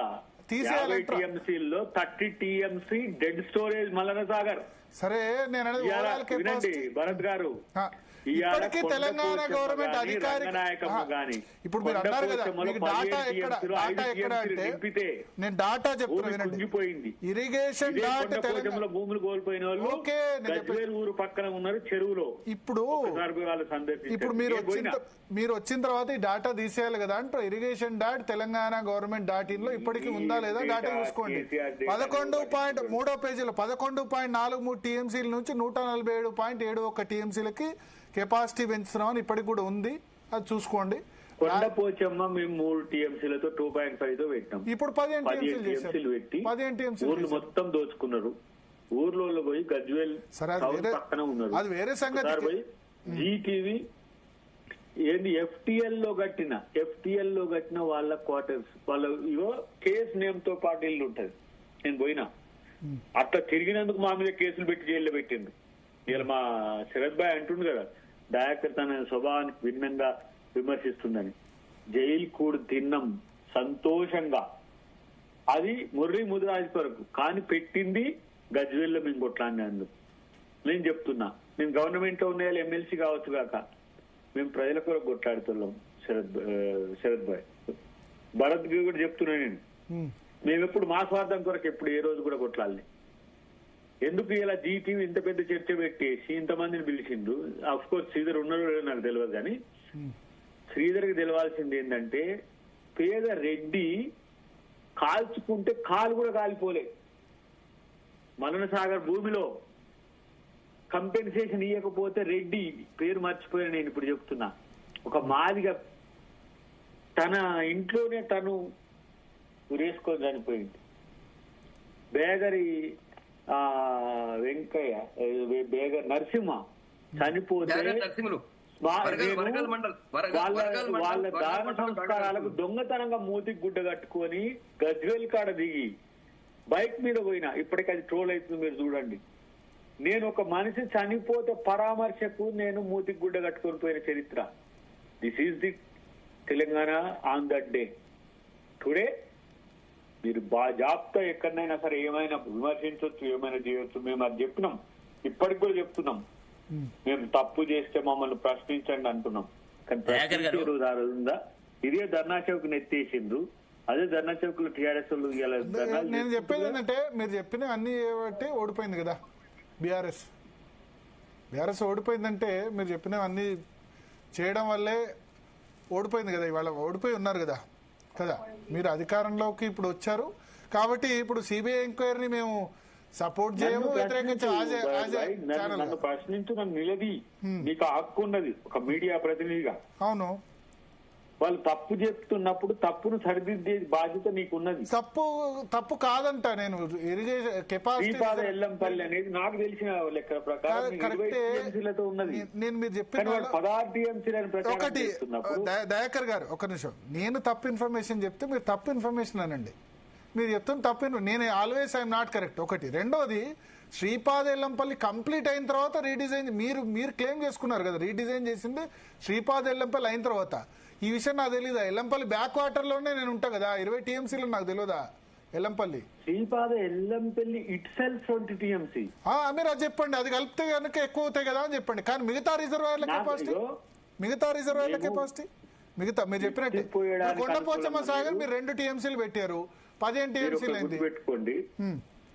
తుమ్మిడి ఎట్టి 1.8 టీఎంసీ. చెన్నారెడ్డి గారి కొడుకు మరిచిన్నారెడ్డి గారు బీజేపీలో ఉన్నాడు. ఆయన పేరేంది? మన శశిధర్ రెడ్డి. రాజస్థాన్ లో మొత్తం ఎక్కడ కూడా శ్రీధర్ రెడ్డి గారు ఇస్తారు మీకు అవకాశం. ఒక్క నిమిషం. 1.5 2 టీఎంసీ తోని మనం ఎత్తిపోసుకునే ప్రక్రియ ఉంటది. బ్రహ్మణపల్లి, ఏడిగడ్డ కృష్ణాపూర్, తర్వాత ఎర్రవెల్లి, ఇంకొక విలేజ్ పేరు 4 విలేజ్లు 5,000 ఎకరాలు మనం తీసుకున్నాం సార్ మల్లన సాగర్ తో. అక్కడ కట్టిన నేల మీద కట్టిన బండ్ 50 టీఎంసీలు అయితే ఆ నేలలో పోతున్న నీళ్లు 30 టీఎంసీ. 30 టీఎంసీ కాదు, 30 టీఎంసీ కడితే భూమి కృంగిపోతుందని 20 టీఎంసీ పెట్టింది. ఇదే నేను అంటున్నా, మన కేసీఆర్ గారి ఫామ్ హౌస్ కు నీళ్లు ఇచ్చి కెనాల్ ఉన్న కొండపోచమ్మ 15 టీఎంసీలతో కట్టాం. 5 టీఎంసీలు కడితే నేల కుంగి లీక్ అయితే 4 టీఎంసీలే పెడుతుంది. ఇప్పుడు 15 టీఎంసీలతో కట్టింది. యు గో త్రూ కొండపోచమ్మ నుంచి రంగనాయక సాగర్ నుంచి మొదలు పెట్టేస్తే మల్లంపేట నుంచి ప్యాకేజ్ 11 నుంచి మొదలు పెడితే 1 వరకు వెళ్ళిపో. ఎక్కడ ఉన్నాయి నీళ్లు? ఎక్కడి నుంచి? కరీంనగర్ కు 1 lakh ఎకర్ అండి, 1 lakh ఎకర్ న్యూ ఆయకట్లేదు. ఒక నిమిషం, శ్రీధర్ రెడ్డి గారు మాట్లాడుతుంటారు చాలా సేపటి నుంచి. శ్రీధర్ రెడ్డి గారు చెప్పండి. చెప్పండి, మీరు ఇంటర్ఫియర్ కావాలంటారు అప్పటి నుంచి. అదే ఏం లేదు బ్రో, బేసికల్లీ మనము చాలా దీర్ఘమైనటువంటి విశ్లేషణలు అవన్నీ చేస్తా ఉన్నాం. సరే, ఎవరి అభిప్రాయాలు వాళ్ళకు ఉంటే నేను సాధనట్లేదు, కానీ the purpose behind the project, purpose behind this visual campaign, ఈ రెండు మనకు అర్థమవుతుంది కదా ఇవాళ. కాబట్టి సిబిఐకి ఇవ్వడంలో ఆంతర్యం ఏందనేది అనేక సార్లు చెప్పినాము. ఇప్పుడు ఇంకా టీఎంసీలు, ఈ టీఎంసీలు, ఆ టీఎంసీలు మనం ఆడుతున్నాం. కాంగ్రెస్ పార్టీ అధికారంలో ఉన్న రోజున ఆ ప్రాజెక్ట్ ని ప్రపోజ్ చేసిన తర్వాత ఏం జరిగిందో మనందరికీ తెలుసు. కనీసం హెడ్ వర్క్స్ ఎక్కడ బిగిన్ కూడా చేయకుండానే కాలువలకు అడ్వాన్స్ ఇచ్చి డబ్బులు తీసుకున్నటువంటి రోజుల నుంచి మొదలుపెట్టి అన్ని చోట్ల కూడా కాంగ్రెస్ పార్టీ ప్రభుత్వాలు ఉంటేనే ఆ ప్రాజెక్ట్ ని కనీసం ముందుకు తీసుకుపోలేని పరిస్థితి నుంచి తెలంగాణ రాష్ట్రం సిద్ధించిన తర్వాత, తెలంగాణ రాష్ట్రానికి కేసీఆర్ గారు ముఖ్యమంత్రి అయిన తర్వాత తీసుకున్న నిర్ణయాలు తెలంగాణకు ఎట్లా లాభిస్తాయనే విషయాన్ని అనేక సార్లు చెప్పిన తర్వాత ఇవాళ వాళ్ళ ultimate objective behind this particular cases to weaken BRS party. ఇందో మినా దీంట్లో వేరేది కనపడేది ఏమీ లేదు.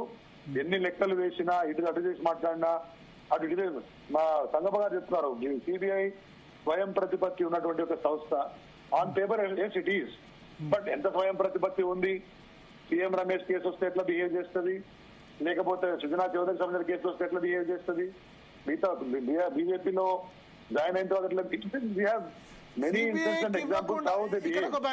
సిబిఐకి ఇవ్వకుండా ఇక్కడ పోలీసులు ఇన్వెస్టిగేషన్ చేస్తే, ఇక్కడ సిట్ ఇన్వెస్టిగేషన్ చేస్తే మీరు హ్యాపీ ఉంటున్నప్పుడు సిబిఐకి ఇవ్వకుండా ఇక్కడ ఇన్వెస్టిగేషన్ చేస్తే నేను ఏమంటున్నా, ఎవరు ఇన్వెస్టిగేట్ చేసినా ultimately the government objective is to మెలైన్ KCR image, లేదా అమిష్ కేసీఆర్ ఇమేజ్. అది ఇంపార్టెంట్, అది అర్థం చేసుకోవాల్సిన అవసరం.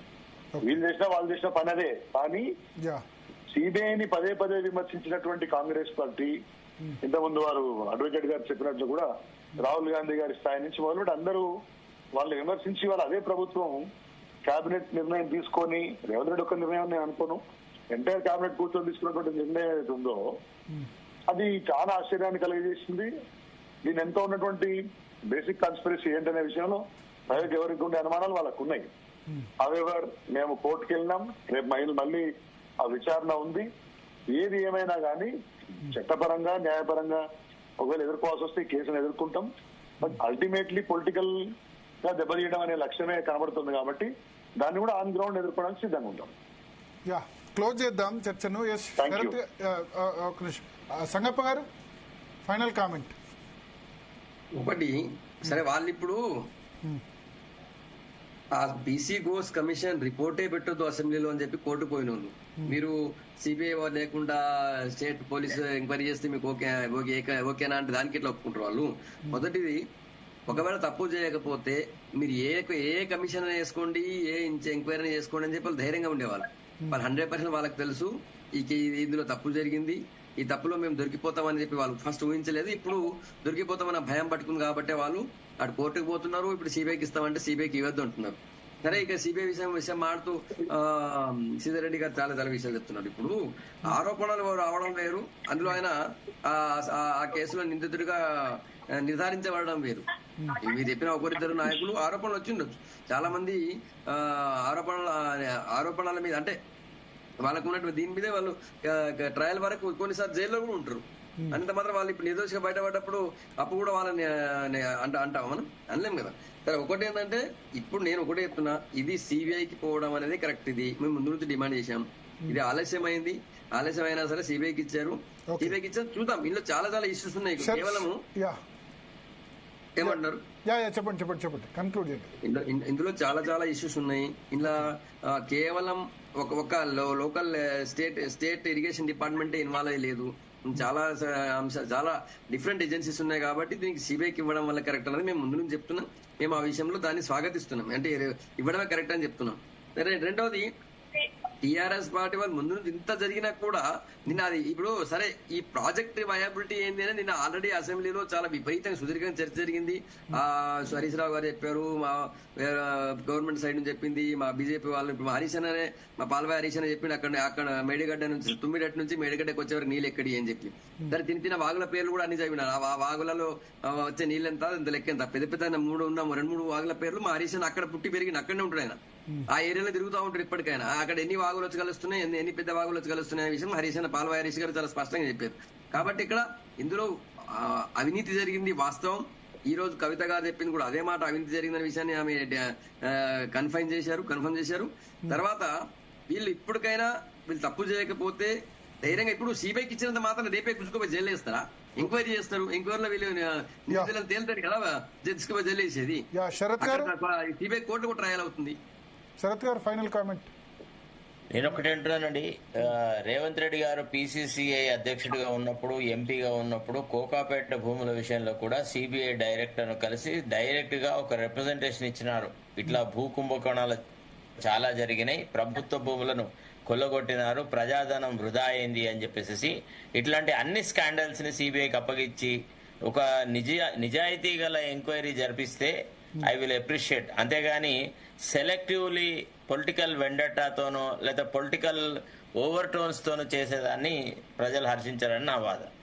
దయాకర్ గారు, అసలు కాళేశ్వరం అవినీతి జరిగిందని మా శరత్ అనుకుంటుండా? ఖచ్చితంగా ఫస్ట్ చెప్పిందే మేము, అందరికంటే ముందు అరిచిందే మేము, మీకంటే ముందు. అసలు ఫస్ట్ ఆఫ్ ఆల్ కాళేశ్వరం విషయంలో బయటికి వచ్చి గవర్నమెంట్ పోస్ట్ రిజైన్ చేసి వచ్చి కాళేశ్వరం అంతా ఫ్రాడ్ ఈ రకంగా చేసినారు, చాలా మంది అవినీతితో చాలా డబ్బులు సంపాదించినారని మొట్టమొదటి మొత్తుకున్నదే నేనన్నా. ప్లీజ్, కాబట్టి ఎవరు అవినీతి పరులైనా ఎవరైనా సరే, మీతో సహా నేనైనా సరే, అవినీతి బతుకొద్దు. ఓకే, అది కాంగ్రెస్ ఫిలాసఫీ. ఓకే, మీరు మా మీద విమర్శలు చేసినా మేము వ్యతిరేకించాం, ఓకే, కానీ అవినీతిని సహిస్తే మాత్రం తెలంగాణ సహించదు. ఓకే. ఎందుకంటే తెలంగాణ గత కొన్ని దశాబ్దాలుగా మోసపోతున్నది, ఇంకా మోసపోయే ప్రయత్నం చేయదు. కాంగ్రెస్ పార్టీ అట్లా చేస్తే ఎవరిని కూడా సహించదు. ఇది నా ఫైనల్ వాదన. దయాకర్, నాకు ఒక రిక్వెస్ట్, ఇప్పటికి గవర్నమెంట్ మీ ద్వారా మీ గవర్నమెంట్ రిక్వెస్ట్ చేస్తున్నాం, ఆ ఫోన్ ట్యాపింగ్ కేసు కూడా సిబిఐకి ఇవ్వండి. ఎందుకంటే అందులో చాలా ఏజెన్సీస్ ఇన్వాల్వ్ అయి ఉన్నాయి, సెంట్రల్ గవర్నమెంట్ సంబంధించిన ఏజెన్సీస్ ఇన్వాల్వ్, వాళ్ళ దగ్గర కూడా చాలా విధ్వంసం జరిగింది. కాబట్టి దయాకర్ అన్న ఫోన్ కూడా ట్యాప్ అయింది. కాబట్టి తొందరగా వాళ్ళు ఎవరున్నారో వాళ్ళు నిందితులు బయటకు వచ్చే అవకాశం ఉంటుంది. ఓకే, థ్యాంక్ యూ సంగప్ప గారు, శరత్ గారు, అద్దెకి దయాకర్ గారు, శ్రీధర్ రెడ్డి గారు. సో మొత్తానికి కాళేశ్వరం ప్రాజెక్ట్ విషయంలో ఎవరూ ఊహించని విధంగా రేవంత్ రెడ్డి సిబిఐ విచారణకు ఆదేశించారు. ఒకే దెబ్బకు రెండు పిట్టలు అనే విధంగా ఆయన అటు బీఆర్ఎస్ ను ఇటు బీజేపీని ఇద్దరిని కూడా ఇరుక్కున పెట్టాలన్న ఉద్దేశంతో ఈ చర్యకు చేపట్టేటైంది. దీనికి హైకమాండ్ ఆమోదం ఉందా లేదా రకరకాల చర్చలు అయితే జరుగుతున్నాయి. బట్ మొత్తానికి సిబిఐ ఇన్వెస్టిగేషన్ అయితే స్టార్ట్ కాబోతుంది, రాష్ట్ర ప్రభుత్వం లెటర్ ఇచ్చిన వెంటనే. కానీ అంత ఈజీగా తొందరగా అయ్యే వ్యవహారం కాదు, ఎందుకంటే ఘోష్ కమిషన్ రిపోర్టు స్టడీ చేయాలి, మళ్ళీ సిబిఐ ఆఫీసర్స్ ఈ కేసు పూర్వాపరాలు తెలుసుకోవాలి. ఖచ్చితంగా ఈ ఇన్వెస్టిగేషన్ దాని ఇంప్లికేషన్స్ సంవత్సరాల తరబడి ఉండే అవకాశం ఉంది. 2028 అసెంబ్లీ వరకు కూడా ఈ ఇన్వెస్టిగేషన్ జరుగుతూనే ఉంటుందని అయితే ఖచ్చితంగా మనం చెప్పొచ్చు. అల్టిమేట్గా ఏం జరుగుతుందన్నది చూడాలి.